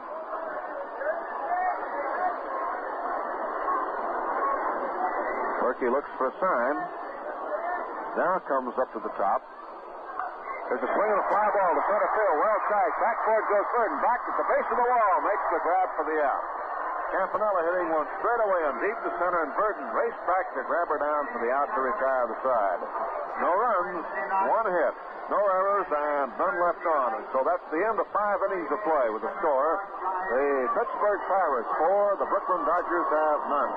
He's whistling. He's happy because he bought his 1957 Olds from Rose Oldsmobile, the oldest franchise Oldsmobile dealer in the Capital District. Why, I wouldn't even consider buying my Olds from any dealer but Rose Oldsmobile. There must be a reason. There is, because Rose maintains the proper facilities for warranty work that ensures your satisfaction. Service that continues long after the sale is made. Rose Oldsmobile's modern shop contains all the latest factory-approved equipment for keeping your Olds in tip-top condition. Their careful servicemen are constantly being trained in Olds factory schools. That's the reason. That's why over 67% of Rose Oldsmobile sales are to repeat customers, folks who come back year after year, because Rose offers more. Low price plus continuing interest in your satisfaction. There is no substitute for integrity, and integrity means Rose Oldsmobile, Central and Manning, satisfying customers at the same location for more than 30 years. That's Rose Oldsmobile.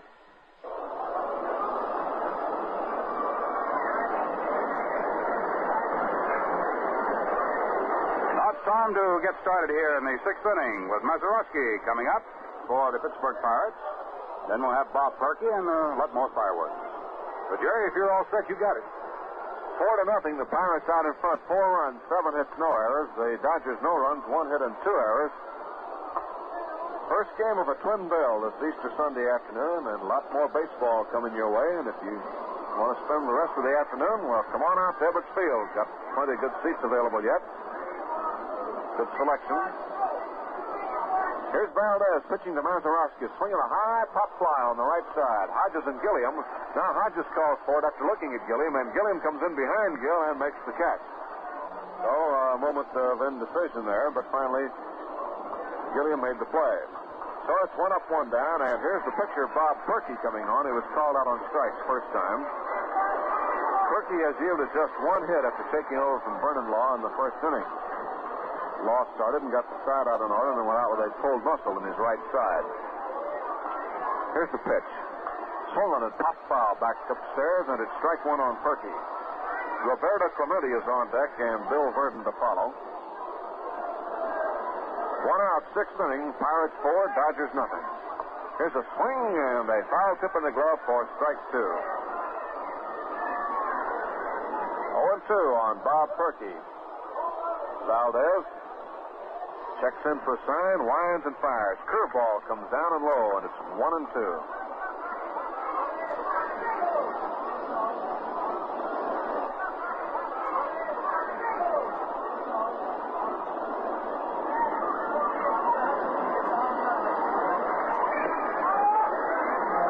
Curveball outside, ball 2, and it's 2-2 now.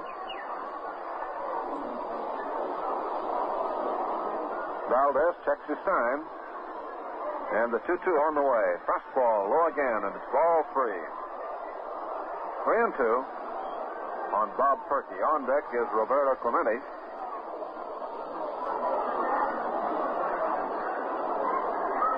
Valdez checks his sign again, winds and fires. There's a bouncing ball to the left side. Zimmer comes in for the short hop. Play across is in time for the out, and it's 2 gone. Perky grounding out short to first. State fans were happy to announce that once again the F&M Schaefer Brewing Company of Brooklyn will be awarding the outstanding Dodger players each week with a Schaefer Award. The sports writers covering the Dodgers select the outstanding Dodger pitcher and hitter for the Schaefer Award. These players have their choice of many fine gifts, including a U.S. savings bond. And the first Schaefer Awards of 1957 go to Sal Magley and Gil Hodges. So congratulations to Sal and Gil for winning the Schaefer Awards this first week. Roberto Clemente has 2 for 3 today.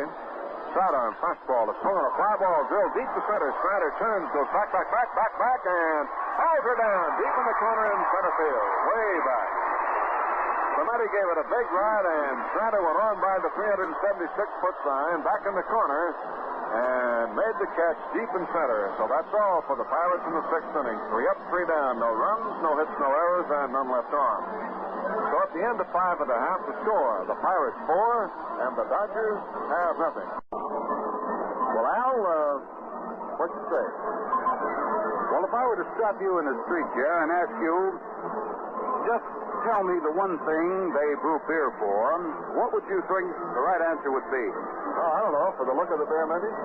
Well, for the look of the beer or for the gold of afternoon sunlight, the snowy whiteness of our billowed foam, or for the taste or the rich mellow flavor, the zesty appetizing flavor you don't always find. Well, if you put all those things in, you'd be absolutely right. But more than those things, what they brew beer for most of all is enjoyment. Your enjoyment. The kind of enjoyment that makes you smack your lips and say, bring on another. Brother, that is the story of Schaefer beer. It's brewed for enjoyment, for perfect looks, for tops and flavor, for your enjoyment through and through. You try Schaefer today, and you'll see. You'll see it's real beer. We sure found it out, didn't we, Jer? You said it, Al. Boy, it is real beer, Schaefer beer. Well, we move along to the last half of the sixth inning. It'll be Zimmer and possibly a pinch batter for Valdez as Sandy Ambrose is out in the on-deck circle now. And then Jim Gilliam. Zimmer swings and fouls her off upstairs, and it's strike one. Zim was called out on a strike the first time. The Dodgers have just one hit. Hodges led the fifth inning with a single to center field. Perky delivers a curveball that's in for strike two.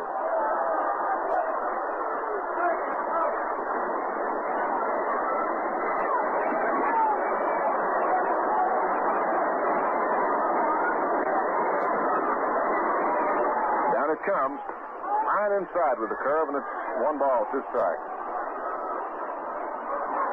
Valdez worked 3 2/3 innings and allowed no runs and no hits.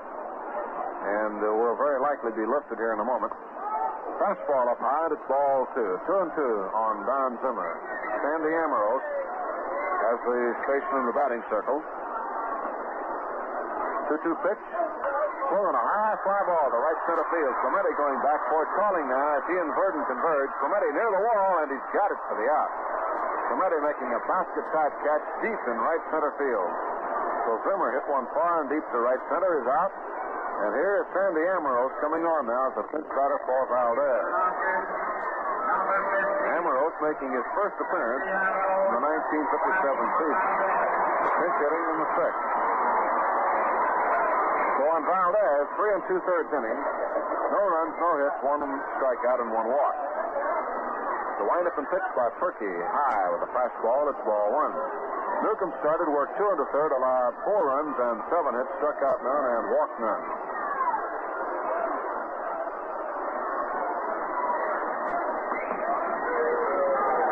Sandy takes it in and over, and it cost him for a strike. 1-1. Gilliam is on deck, and then Samoli to follow.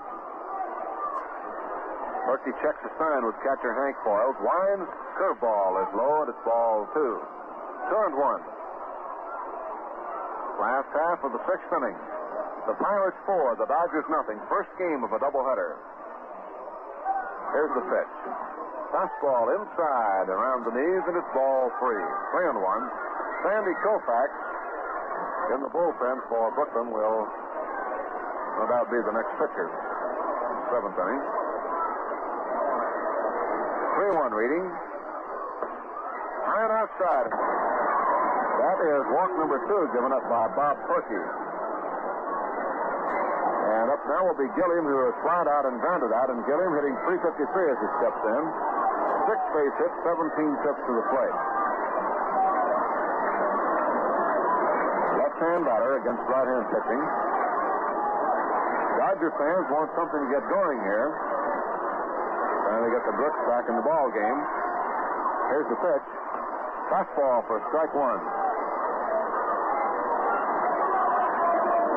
Gilliam at bat, Samoli to follow. We have 1 out, 1 on. Ambrose pinch hitting for Valdez, drew a walk. Bob Perky, the big right-hander, checks his runner, delivers to Gilliam. On the corner with a fastball for strike two. Frank Thomas, the third, was in close. Now he backs up a step or two. Dick Grote, the shortstop, comes in to smooth out some footprints in the sand. Now backs up. Infield just a slight bit to the right side and halfway for a double play ball. The 0-2 pitch. Swung and drilled to right field. Clemente waits in his tracks. He's there and makes the grab for the out. Gilliam lines one straight away to Clemente in right field. Two away, and here's Gino Cimoli. Struck out and grounded out. Gino hitting .267, has 4 for 15. So Cimoli coming on with Sounder on deck, and then Furlow to follow.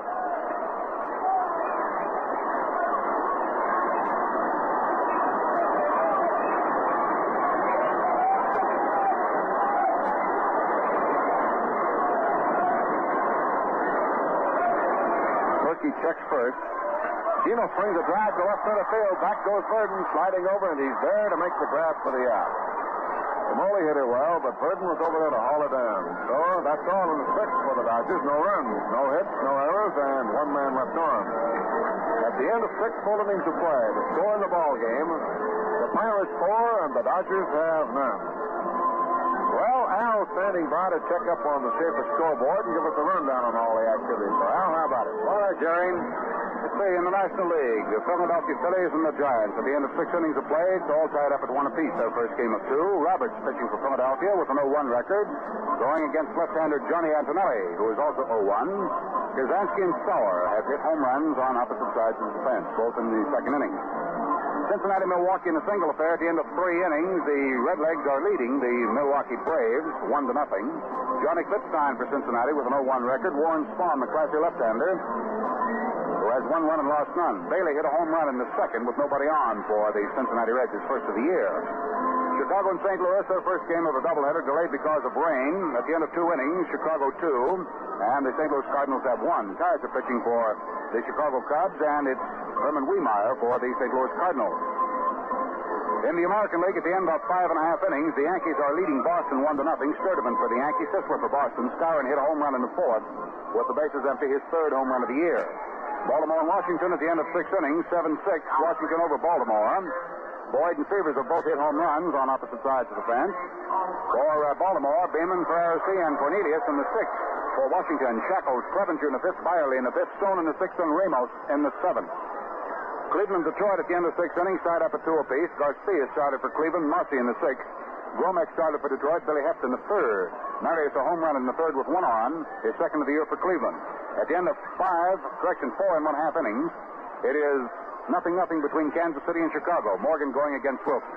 Well, that's it, Jerry, right up to the minute. Okay, Al, we have Sandy Koufax on now, the 3rd Brooklyn pitcher. Winds and fires. Fastball comes down and low to Bill Verdon, and it's ball 1. Verdon has flied out, been on a force out, and grounded out 3. He's none for 3 today and hitting .214 as he stands in there.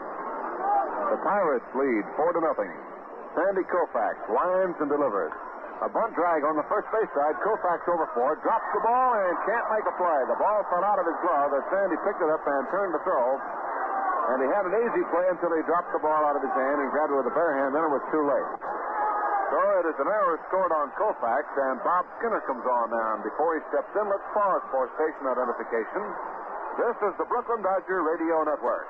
Dial 1460 WOKO for the Brooklyn Dodgers games, and write to WOKO for the complete Dodger schedule of games at home and away. Yours free for the asking, so be sure to give your name and address.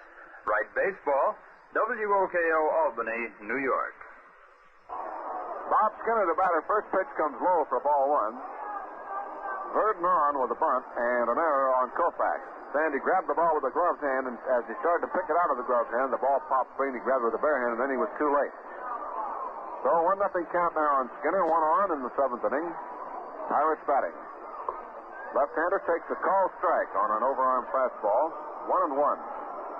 Frank Thomas on deck and Paul Smith down in the hole. The Dodgers and the Pirates at Ebbets Field in the first of 2 today on this fine Easter Sunday afternoon. 1 ball, 1 strike. Koufax delivers, and the pitch is fouled off as Skinner tried to hold up on the swing. The ball hit the bat and sliced off into the stands on the left side.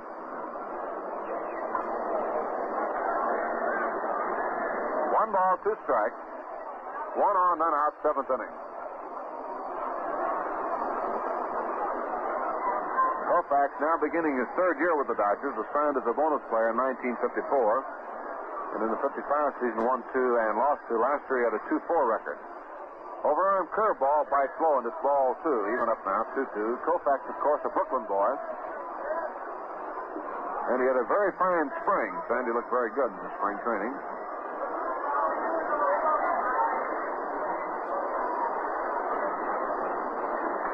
Two and two.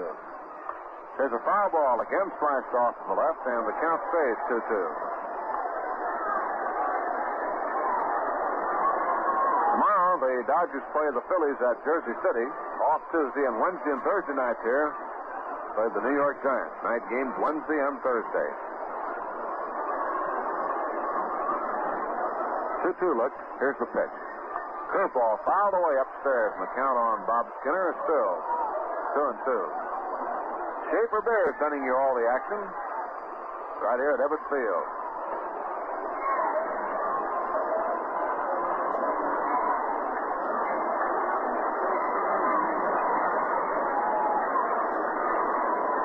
Newcomb started, was tagged for 3 home runs in the third, and then Valdez took over. Newcomb had yielded a run in the second. Valdez worked 3 2/3 innings, and now Koufax comes on here to begin the seventh. 4-0 Pirates. There's a long belt to right field. This one is tagged. This one is back. It is up and over the scoreboard for a home run for Skinner. And the Pirates now increase the lead to 6-0. As Bob Skinner belts one over the Schaefer scoreboard in right field for a home run.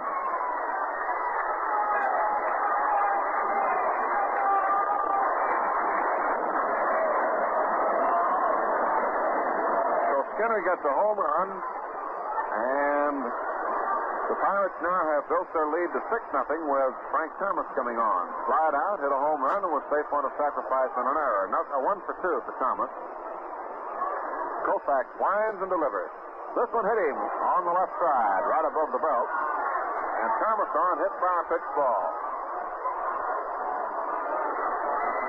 Koufax fastball came inside and hit Thomas right in the side around the belt. Here's Paul Smith up now. He has 1 for 2 also, hit a home run in the third. Left-hand batter playing left field for the Pirates. Pittsburgh 6 and Brooklyn 0. There's a bunt try, and it's fouled back into the wire. Strike one. None out, 1 on, 2 runs in.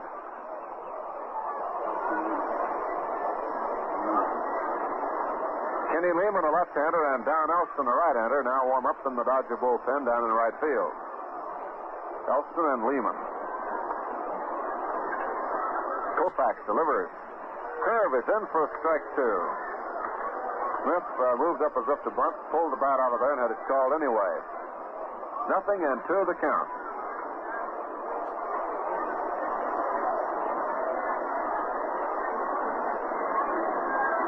Koufax checks first. Comes to the plate with a curveball, strike 3 call. The slow curve came in and over, and Smith had a look at it and is out on strike. Strikeout number 1 for Sandy. Up now is Dick Gross. Doubled, hit a home run, and on a fielder's choice.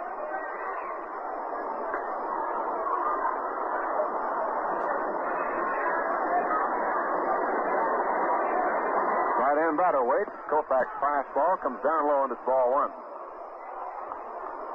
On first is Frank Thomas. In the inning, Verdon bunted and was safe when Koufax dropped the ball. Skinner hit a home run, and Thomas was hit by a pitch. Smith called out on strike. There's a foul ball straight back to the wire, and the count evens at 1-1. Dick Gross, the shortstop, up with Hank Foyles, the catcher, due next, and Mazeroski to follow after that. We're in the top of the 7th inning. The Pirates 6, the Dodgers 0.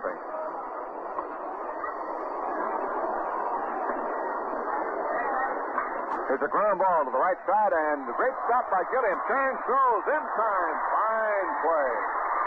Gilliam moved quickly to his left on a ball that appeared to be going through the hole to right field.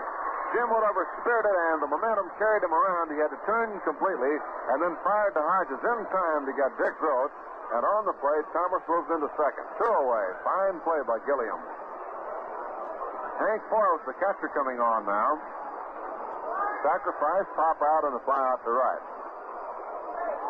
2 runs in, 6-0, and 2 outs with a man at second base. Pirates batting in the 7th inning. Koufax delivers. Curveball is swung on and missed. Strike 1.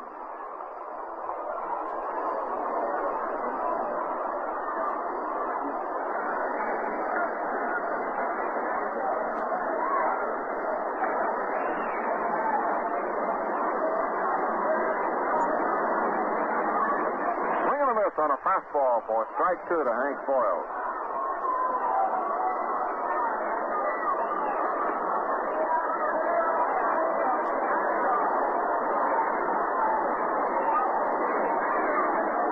In 2 counts. Foyles waiting. Koufax ready. Delivers. Curveball pop foul upstairs, and it's still strike 2.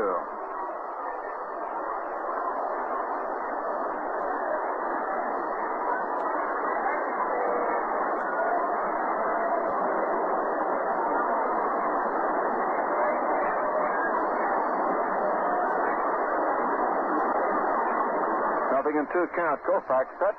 Delivers curveball that breaks low. Campanella knocks it down, keeps the ball in front of him. 1 ball, 2 strikes on Foyles. 2 outs. Frank Thomas, the runner at second base. Pirates 6, Dodgers nothing. The Dodgers have had just 1 base hit today. Koufax ready again, checks and delivers. Swinging a fly ball to right field near the line. Perillo, a long way to go. Slows up now as he jogs in to make the catch for the out and retire the side. Foyles skies to Perillo in right near the line, and that's all. In the 7th, 2 runs on 1 base hit. 1 error, and 1 man left on. So that's the end of the top half of the 7th inning. And the score in the ball game, the Pirates have 6, and the Dodgers have none. Well, here's old Al making like a fortune teller, I bet you. Yeah, that's right, Jer. I'd just like to ask the folks if they ever wish that they could predict the future. Do you ever wish you could say, for instance, just who's going to stop off to see you and just when over the weekend? Well, of course you can't, but you can be prepared. And you can predict what will happen if folks drop in. Sure, you can be prepared, and mighty easily, too, with a case of Schaefer beer. 24 bottles or cans, a really good weekend supply. And with Schaefer on hand, you can predict what will happen. They'll get real enjoyment out of their visit. That's what they'll get. Real enjoyment's just what you get in every single bottle or can of Schaefer.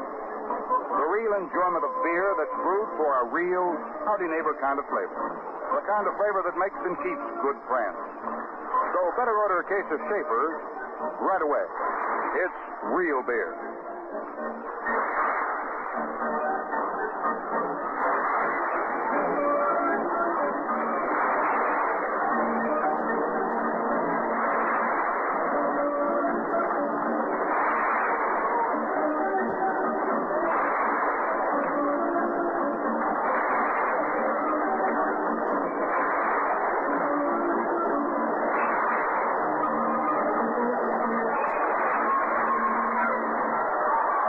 Standing and Clapping music by Miss Gladys Gooding. Now, after the 7th inning stretch, into the last half of the 7th, with Duke Snyder coming up to the plate now for the Brooklyn Dodgers. Snyder, Perillo, and Hodges. You got it, Jerry? Right, Al. The Dodgers with 1 base hit. Single by Hodges in the 5th inning. Now Snyder waits. Grounded out and struck out at 2 trips. Perky fires a fastball that's outside. Ball 1. Perky came to the Pirates late last year, was in just 2 games, and worked a total of 4 innings. Swing and a miss for Duke, and it's 1-1. He was at Hollywood the remainder of the year, the first part, and he won 6 and lost 8, but had a fine earned run average of .336. Perky looks in for the sign. 1-1 on the way to Duke. Swung on and missed, strike 2. Perky's 180-pounder, stands 6'2". And he is a native of Pittsburgh. But first came to the Pirates in 1954. 1 ball, 2 strikes. Snyder waiting. Down comes the pitch. Outside for ball, and the count 2-2. In case you joined the plate, Vernon Law was the starter for Pittsburgh, and he was taken out in the first inning after suffering a pulled muscle in the side. And Turkey took over and has allowed just 1 hit. That's all the Dodgers have in the ball game. 2-2 pitch to Duke. Swung on a grounder hit right back to the mound on 1 big hop. Play to first is in time, and it's 1 away. So Snyder bounces out, pitcher to first, and Carl Furillo comes on now. Say, fans, stay with us between games. Vin Scully has some very interesting guests he'll be talking to, and should be a fine show, so keep tuned in and keep an ear right with us. Schaefer Bear sending you play-by-play on this fine Sunday afternoon, Easter Sunday, from Ebbets Field. Doubleheader between the Pirates and the Dodgers. Furillo waiting, flat out and grounded out. Takes the first pitch for a strike 1. Carl hitting .385 right now. 5 hits, 13 tries. Here's the next one. Curved, and it's low for ball. 1-1. 1 ball, 1 strike on Furillo.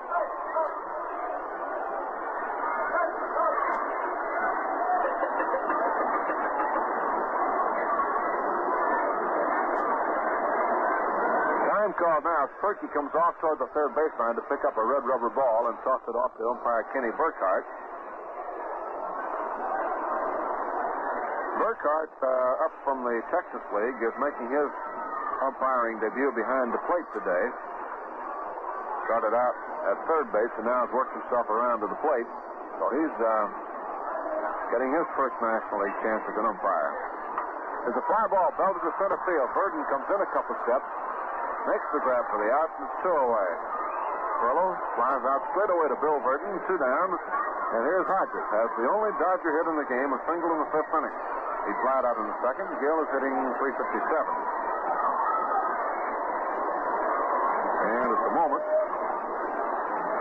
Gill could be leading the club. Furillo now has 5 for 14, and he and Hodges are tied as they are, as Hodges stands there right now. First pitch is in for a strike. 2 down, none on, 7th inning.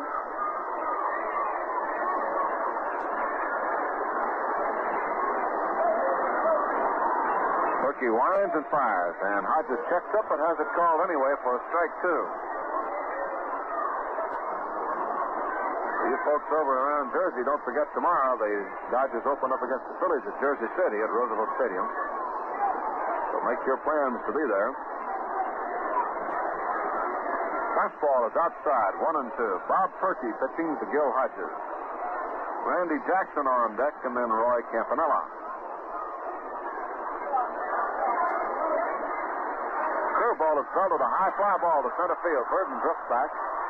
Near the wall now, in left center, he's there, and he makes the grab for the out to retire the side. So the Dodgers go up and down again, 1-2-3. In the 7th inning, no runs, no hits, no errors, and none left on. And at the end of 7, the score, the Pirates 6, the Dodgers have none. Al, what you say there? Well, have you seen the 1957 edition of the Dodger Yearbook? It's a dandy. 48 pages of anecdotes, stories, pictures, and records of the Dodgers, and that terrific Willard Mullen cartoon on the cover. And have you seen the brand new Schaefer Lucky Strike Baseball Guide and Record Book? Man, it's just crammed full of information. All-time records, complete rosters of all the major league teams, diagrams of the ballparks, a radio TV directory for every club, a fine piece on Pee Wee Reese, and also Emmett Kelly. Boy, this is some book. Well, listen to this. Both these fine books can be yours for only 50 cents. That's what I said. Both the 1957 Dodger Yearbook and the brand new Schaefer Lucky Strike Baseball Guide and Record Book can be yours for just $50. Now, here's how to get yours. Send 50 cents along with your name and address to Dodger Baseball Book, Box 119, Brooklyn, New York. That's Dodger Baseball Book, Box 119, Brooklyn, New York. Yes, sir, the biggest bargain of the year and the finest in the Baseball Reading League.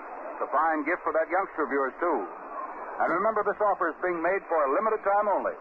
So order yours today. All right, Jerry.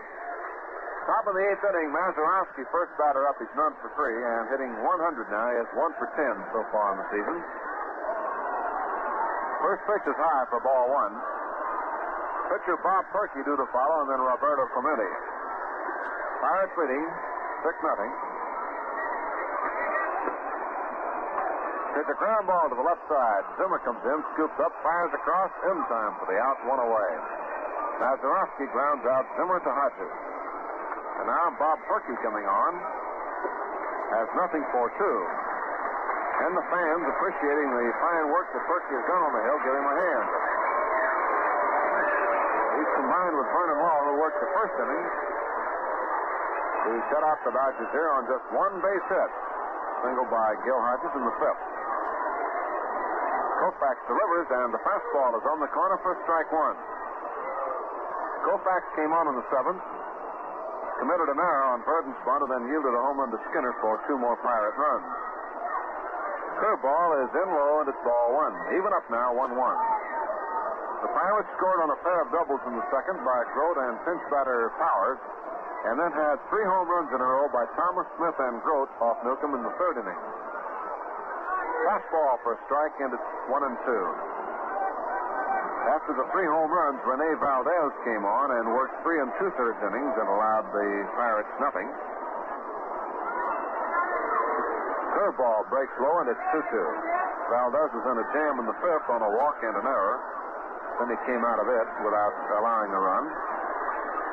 So the Pirates then rocked along until the 7th inning. They picked up those 2 more off Koufax. There's a foul ball back into the stands, and the count stays 2-2 on the batter, Bob Perky. Clemente in the on-deck circle off to the left. First game of the big Easter Sunday doubleheader. And a nice crowd on hand, and you still have time to get out and see the second game. Fastball is in for strike 3. Perky called out on strike. And by Koufax, strikeout number 2. Leadoff man Roberto Clemente coming on. We're in the 8th inning. Clemente has 2 for 4 and is hitting .375 as he has 3 for 8 on the season.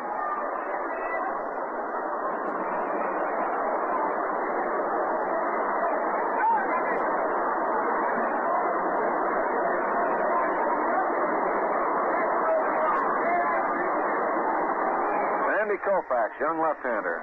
Line fired. A bounding ball down the first baseline. Fair ball in there for a base hit. Ball peeling off in the bullpen now. Thrillo over to play it. Clemente around and into second base, standing with a double. Bouncing one just inside first. And as soon as the ball passed the bag, it kicked out foul and rolled all the way into the bullpen. Of course, the outfield was playing around to the left against Clemente, and Thrillo had a long way to go to retrieve. An easy 2-bagger for Clemente, his 3rd hit of the day, and hit number 2 off Koufax, and number 9 for the Pirates. So with 2 outs, Bill Verdon comes on now, and he has nothing for 4, hitting .200. Left-hand batter.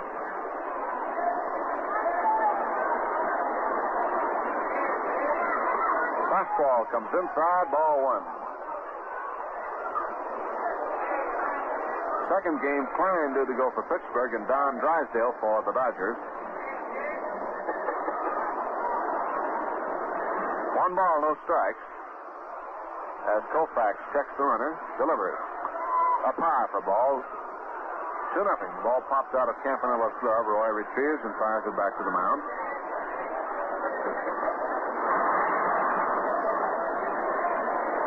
2-0 the count. Pirates have a base runner, Clemente. 2 outs, 8th inning.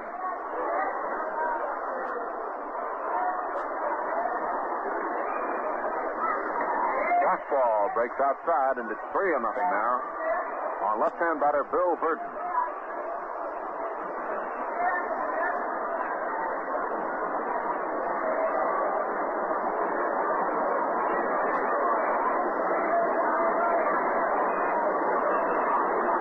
Again, Koufax ready. Fires a strike. Verdon taking it. It's 3-1. First game, an hour and about 50 minutes to this point. Schaefer Beer sending you the play-by-play from Ebbets Field. First game of a doubleheader. There's a high bounder off the plate. First baseaway, Koufax takes it himself all the way for the out.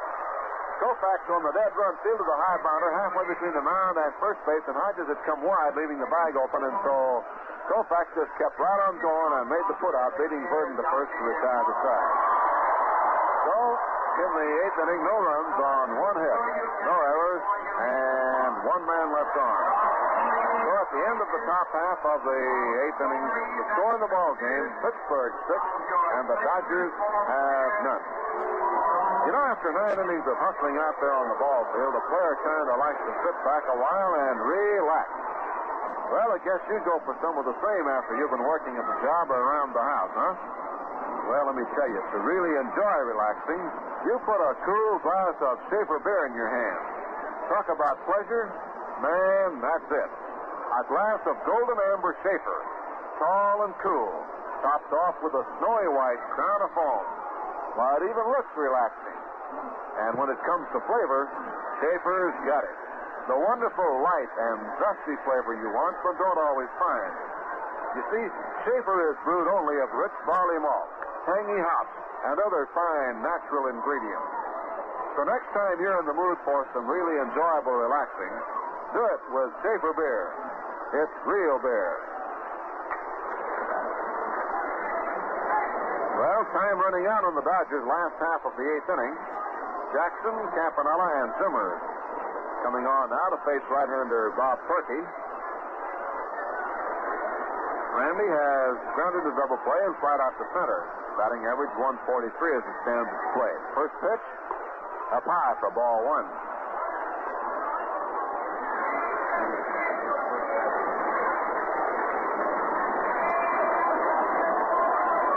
Kenny Lehman now alone in the bullpen for the Dodgers. Don Elson was there a while ago. There's a bounding ball to shortstop. Big hop to Gross. Played to Skinner in time, and it's one away. Jackson grounding out short to first in the eighth inning for the Dodgers. And here's Roy Campanella now. Roy grounded out to short and flied to center in 2 tries. So Campy hitting .231 is 0 for 2 today. First game of the Twinville, 8th inning.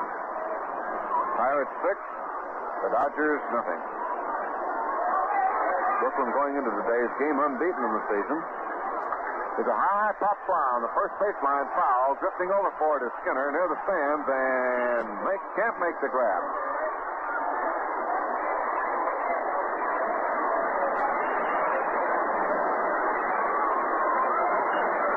Ball fell out of play on the box seat.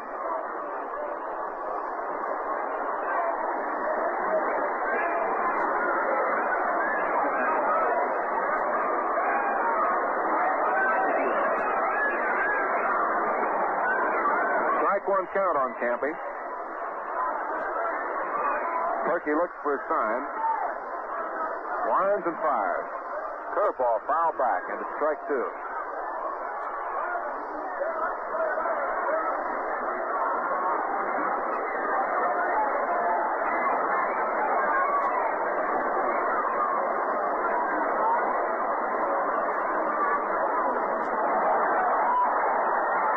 Swing and a miss, and down goes Campanella. Strike 3. For Bob Perky, that is strikeout number 3 in the game. And oncoming will be Don Zimmer. Don has struck out and flied out to right field.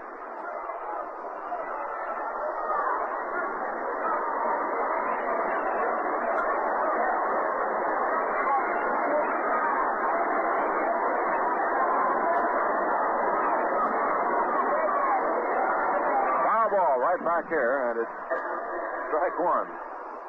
0-1 to Zimmer. 2 for 13 for Zip this year. 1 home run and 1 run batted in.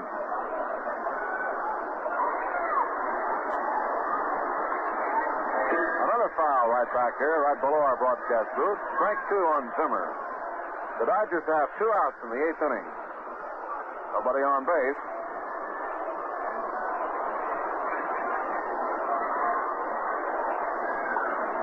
Fastball comes in high on the inside, and it's 1-2.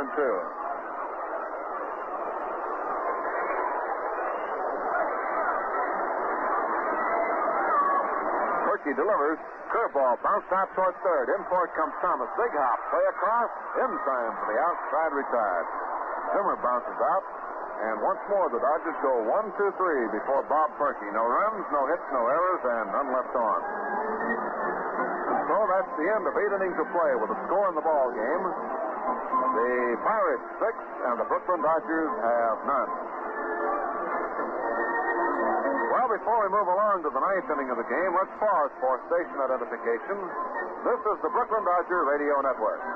Dial 1460 WOKO Albany. WOKO, the Capital District's most talked about station, with downtown studios in the Hotel Wellington. Immediately following the first game, 5 minutes of the latest news, and then, of course, the second game of the doubleheader, the Dodgers versus Pittsburgh. 1 minute before 4, WOKO time. We'll be along to the 9th inning in a moment. Score in the ball game, 6-0, the Pirates leading. They picked up 1 in the second, 3 in the third, and 2 in the 7th inning. The 3 in the third were home runs in a row by Thomas, Smith, and Rudolph Don Newcomb, the Dodgers starter. Nuke worked 2 and 1/3 innings, allowed 4 runs, 7 hits. Valdez worked 3 2/3, allowed no runs, no hits, and Koufax, now working his 3rd inning, has allowed 2 runs and 2 hits. First batter up for the Pirates, Bob Skinner, had a home run last time up, and he has 1 hit in 3 official at-bats today. Koufax, left-hander, on the way with it. And the curveball is in for strike 1.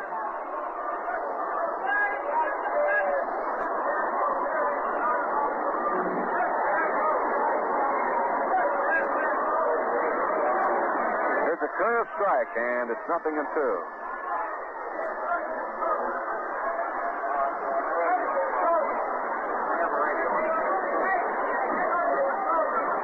Ball breaks down, and it's 1-2.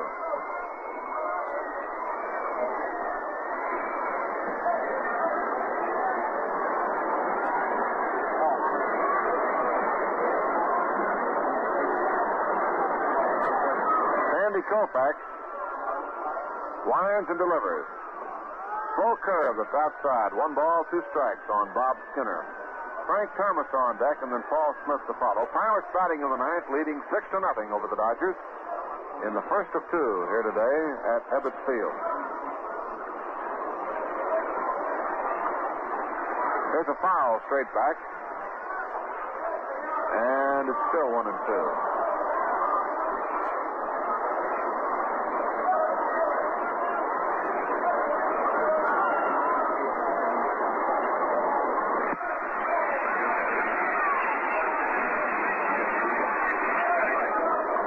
Here's a roller tap foul off to the left of the plate. The scoreboard shows that the Giants got a run in the 9th inning and beat the Phils 2-1. Roberts and Antonelli in a real duel there. We'll get the ticker information in a moment on our Schaefer scoreboard. The Yankees lead Boston, picking up 2 more in the 8th, 4-1, 7.5. There's a swing and a miss, and Skinner goes down on strikes as Koufax really fired him a good fastball that time, and for Sandy, that's strikeout number 3.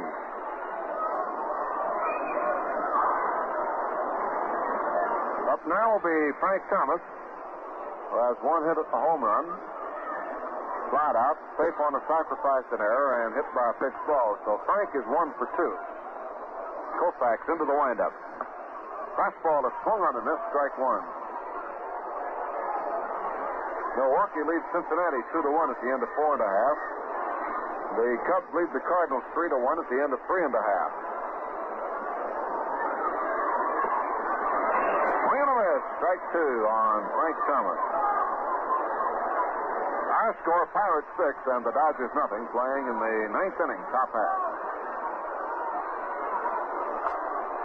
Here's a high foul. Coming off to the left, Campanella giving it a play in front of the dugout and makes the grab off in front of the Pirate dugout to the left side. Campy had to get around plate umpire Ken Burkhardt and then came on out to about 10 steps from the Pirate dugout for the catch. 2 away, and here's Paul Smith. Smith has 1 hit a home run, grounded out, sacrificed, and struck out. He's 1 for 3. Schaefer Beer sending it to you from Ebbets Field. A swing and a miss on a fastball, and Koufax now is really firing. When Sandy came on in the 7th inning, he was not quite as sharp as he is now. He was cranking up and pouring it in there. Curveball low, and it's 1-1. And as we said, Koufax had a very good spring. Time now as umpire Burkhart wants to inspect the ball. Looks it over, throws it out, and gives Campanella a new one to pass on out to Sandy. Paul Smith subbing in left field for Lee Walls, who was spiked in an unusual play at third base yesterday. He was spiked by the umpire. Had 4 stitches taken on the middle finger of his right hand.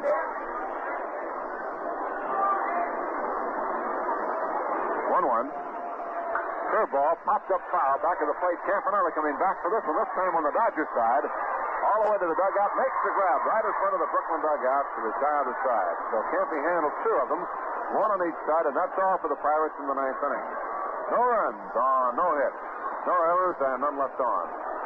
So at the end of the top of the 9th inning, the score, the Pittsburgh Pirates 6, the Brooklyn Dodgers have none. Say, what's the plan for tonight? Quiet supper, a chance to get together with the family, maybe? Well, listen. After the kids are tucked away in bed, when you relax with a paper or your favorite TV show, get together with Schaefer. Sure. You and your husband or wife have yourselves a couple of cans of America's oldest lager beer. You'll find there's a golden gleam to Schaefer beer, bright as a sunny smile, a cool, clean aroma, kind of like springtime. It's a happy flavor that goes with your good times together. And it's yours in a jiffy with Schaefer. Why, in the twinkling of a can opener, you can see the golden brew tumble into your glass and smell that fresh bouquet. Do it tonight. For real enjoyment, get together with Schaefer. It's real beer. Say, fans, don't forget to stay tuned in now. Between games, we'll have a very fine show. Vince Scully has some interesting guests lined up, and going to be coming to you right between the ball games. And, of course, we'll have play-by-play on the entire second game of today's doubleheader between the Pirates and the Dodgers. So stay tuned in. Don't go away. Just punch a hole in the can of Schaefer and sit back and relax. Keep your shoes off and have yourself a real fine afternoon. Here's Elmer Vallow now to start off and pinch hit for Sandy Koufax.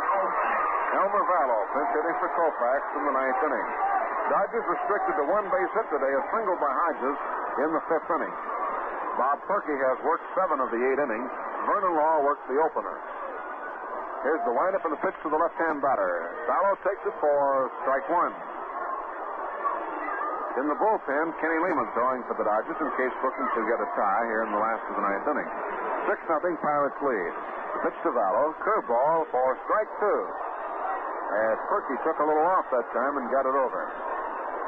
Vernon Law, the starter, was relieved in the 1st inning. Actually, he was relieved as he was due to bat in the 2nd. There's a high foul peeled off to the right. He's down out of play. He went out of there and had a pulled muscle in his side. He'd worked the 1st inning in order, got the Dodgers out. And then Perky came in and took up where Law had started it and has allowed just 1 hit. Pitch is outside for a ball, and the count 1-2. Valdez walked in the 3rd, and Ambrose batting for Valdez walked in the 6th inning. Here's a curveball up high. It's ball 2. 2-2 to Vallow, and those are the only 2 runners the Dodgers have had left on. Hodges, whose single was promptly double-played by Jackson. So the Dodgers have been restricted here by Perky pretty well in this 1st game. Fine and Drysdale due to go in the 2nd game. Here's the pitch. Swung on and fouled down off Hank Boyle's big toe, and it rolls back to the dugout. 2-2 the count to Vallow. Last of the 9th. Dodgers need 6 to tie and 7 to pull it out.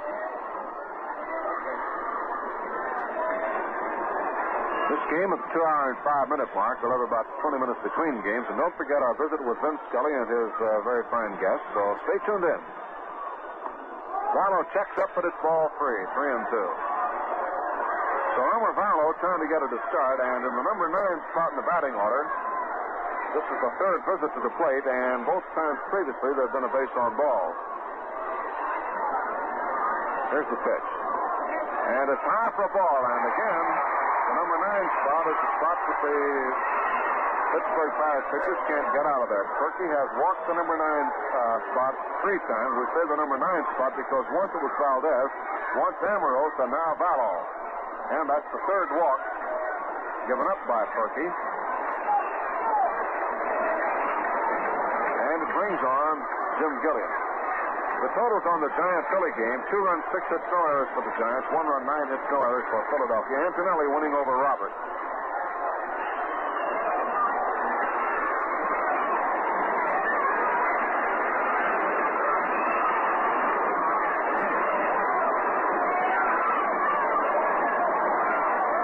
Okay, Perky checks now at first base, and here's the pitch.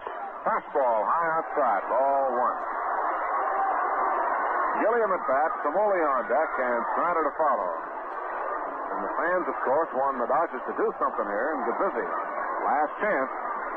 Pirates lead 6-0. Now Perky ready again, delivers. Gilliam takes it low for a ball, and the count goes 2-0. Schaefer Bear delighted to send you all the action, play-by-play from Ebbets Field. Roy Face now working in the bullpen for Pittsburgh.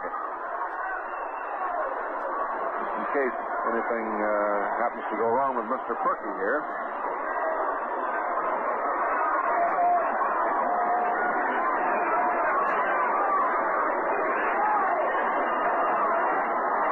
Nothing count. Gilliam waits and takes it for a strike. 2-1.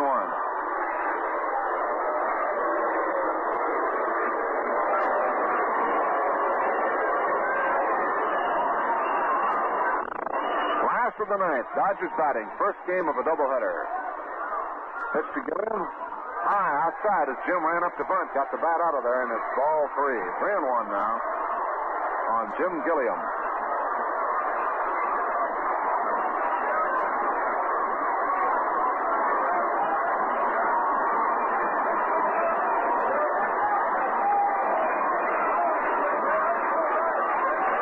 Again, the stretch by Perky and the pitch.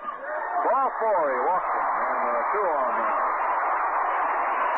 Walk number 4 given up by the Pirates right-hander. And the batter will be Gino Samoli. That's none for 3. Struck out, grounded out, and slide out to center. Conference at the mound now between Perky, Dick Grote, and catcher Hank Boyle.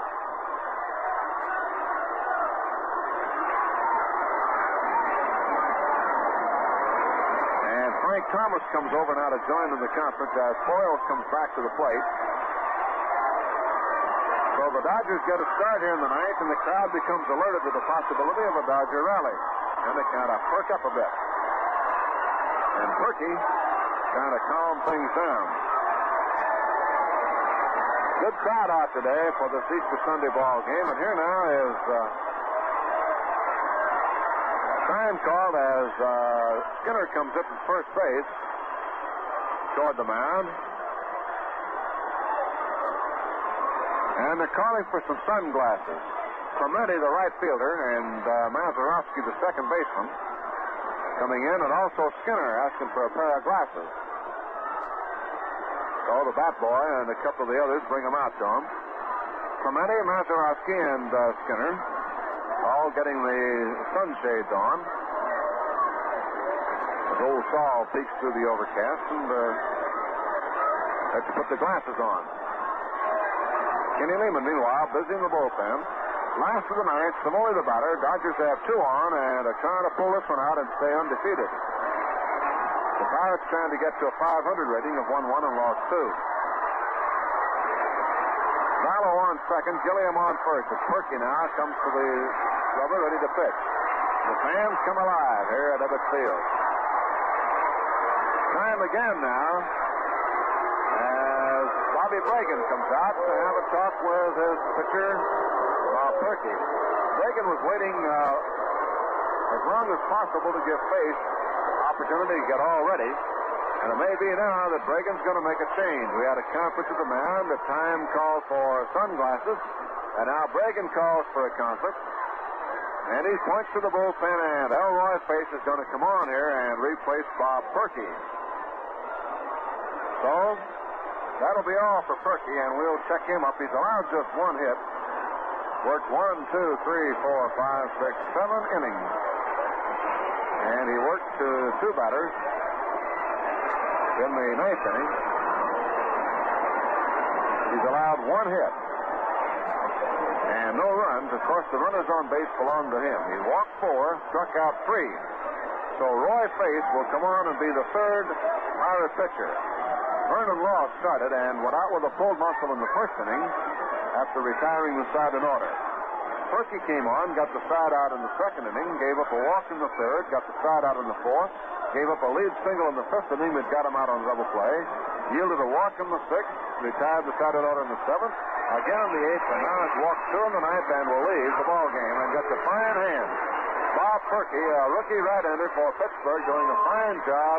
Now goes on off as manager Bobby Bragan decides to come with his bullpen ace, Roy Face. So little Roy comes on and starts warming up, and while he does, let's take a look at the Schaefer scoreboard and give you a reading. Final score, the Giants beat the Phillies 2-1 in a good one at the Polo Grounds. 2 runs, 6 hits, no errors for the Giants.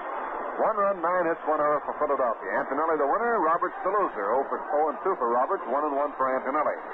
Kazansky a home run in the second, none on. Sauer in the second, none on. And at the end of 6 innings, Milwaukee leads Cincinnati 2-1. Spahn against Clipstein. Chicago leads St. Louis 3-1 at the end of 4. Kaiser against Wiemeyer and Cheney. And that's the first of a doubleheader.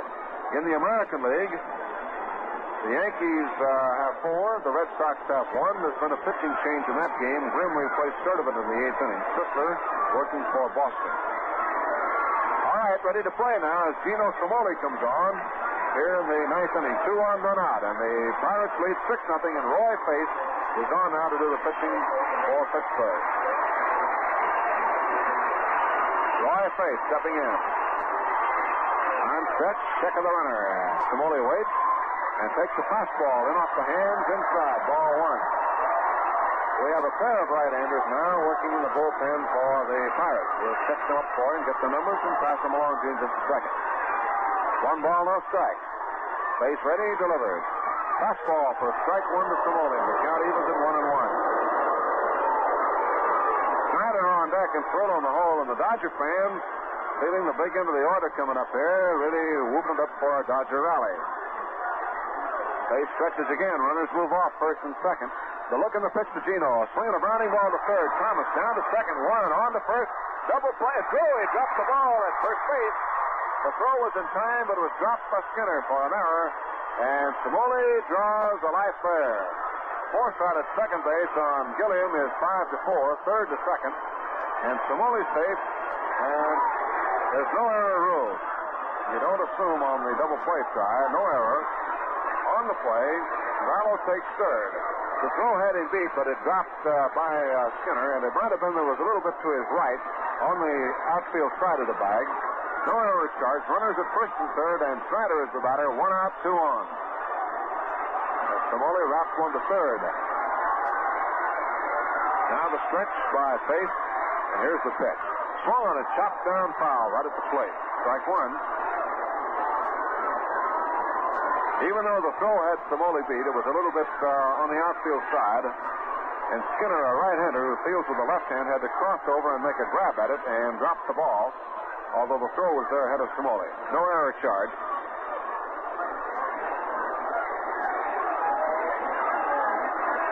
Strike 1 on Snyder. Face ready. Checks and delivers.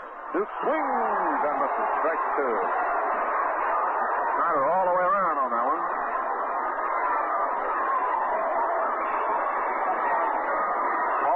Churn now working in the bullpen for the Pittsburgh Pirates. Kenny Lehman for the Dodgers. 0-2 to Duke. Face delivers. He swings and misses. Strike 3.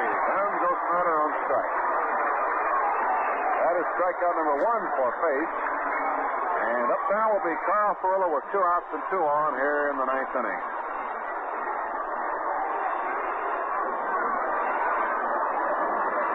Duke was a little angry at himself that time. Came back and slammed his batting helmet on the ground. Last of the ninth, 2 outs. Perillo at bat. Pace now checks the runners. First and third. Delivers to Carl inside. Ball 1. Starting the ninth, Bob Perky issued walks to Vallow and Gilliam, and then was replaced by manager Bobby Bragan, and Pace induced Simone to bounce one to third. Thomas got a force at second base on Gilliam, and the throw to first dropped, and Simone drew life there. Vallow at third, so we have 2 on, 2 out. The pitch to Carl. Swung and belted left there. This one's tagged. This one is back, and it's in there for a home run for Perillo.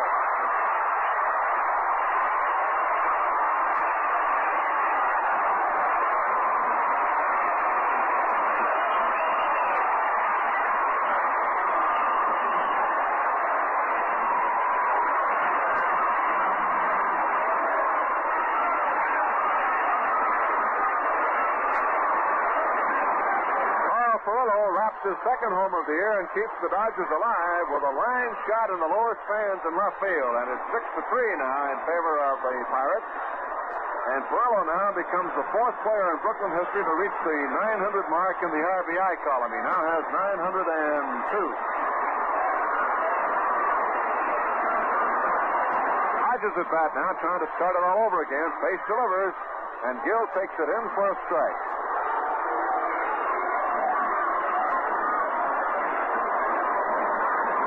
Strike 1 on Gil Hodges. 3 runs in here in the 9th inning, and 2 of those runs charged against Perky. Strike 2 on Hodges, 0-2. So on Perky, 7 innings, 2 runs, 1 hit, 3 strikeouts, and 4 walks. 6-3, favor of the Pirates. Pace delivers to Gill.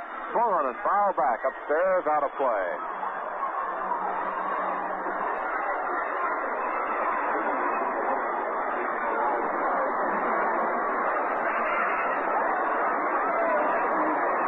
Strike 2 on Hodges.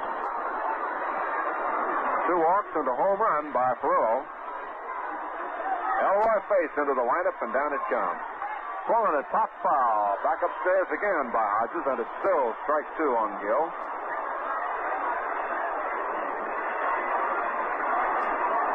Labine now is working in the Dodger bullpen in right field area. And Chern and Hall still busy for the Pirates down in left field.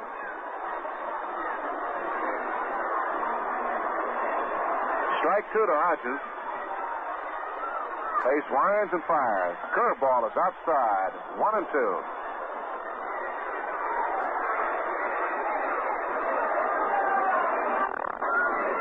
Perillo belted one to left field in the lower stands, right over the Schaefer sign. The 1-2 pitch. Swung on and missed, and the ball game is over as Hodges went for a breaking ball down low and is out on strike. So in the 9th inning, for the Dodgers, 3 runs picked up on 1 base hit. No errors and none left on. And so the Pirates and the Dodgers their first loss of the year by a 6-3 score here this afternoon in the first game of a doubleheader. The totals on the ball game for the Pirates, 6 runs on 9 hits, no errors, and the Pirates left 8 men on.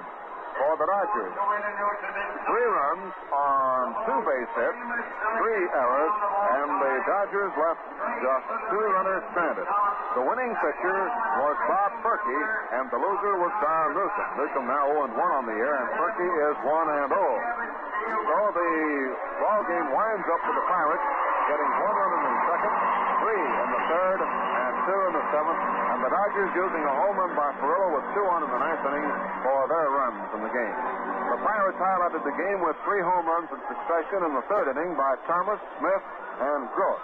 Those came with 1 out against Don Newcomb, and Newcomb at that spot was replaced by Valdez, who then went on and worked 3 2/3 innings that allowed no runs and no hits. Sandy Koufax came on to work the final innings and allowed the Pirates 2 runs and 2 base hits, walked none, and struck out 3. So it's 6-9-0 for the Pirates and 3-2-3 for the Dodgers. 3 runs, 2 hits, and 3 errors, and 2 left on.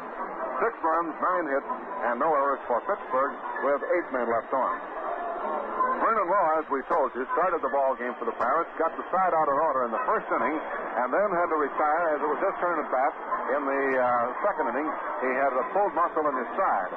And then Bob Perky came on and worked all the way until the ninth inning. He walked two, and then was relieved by Roy Face.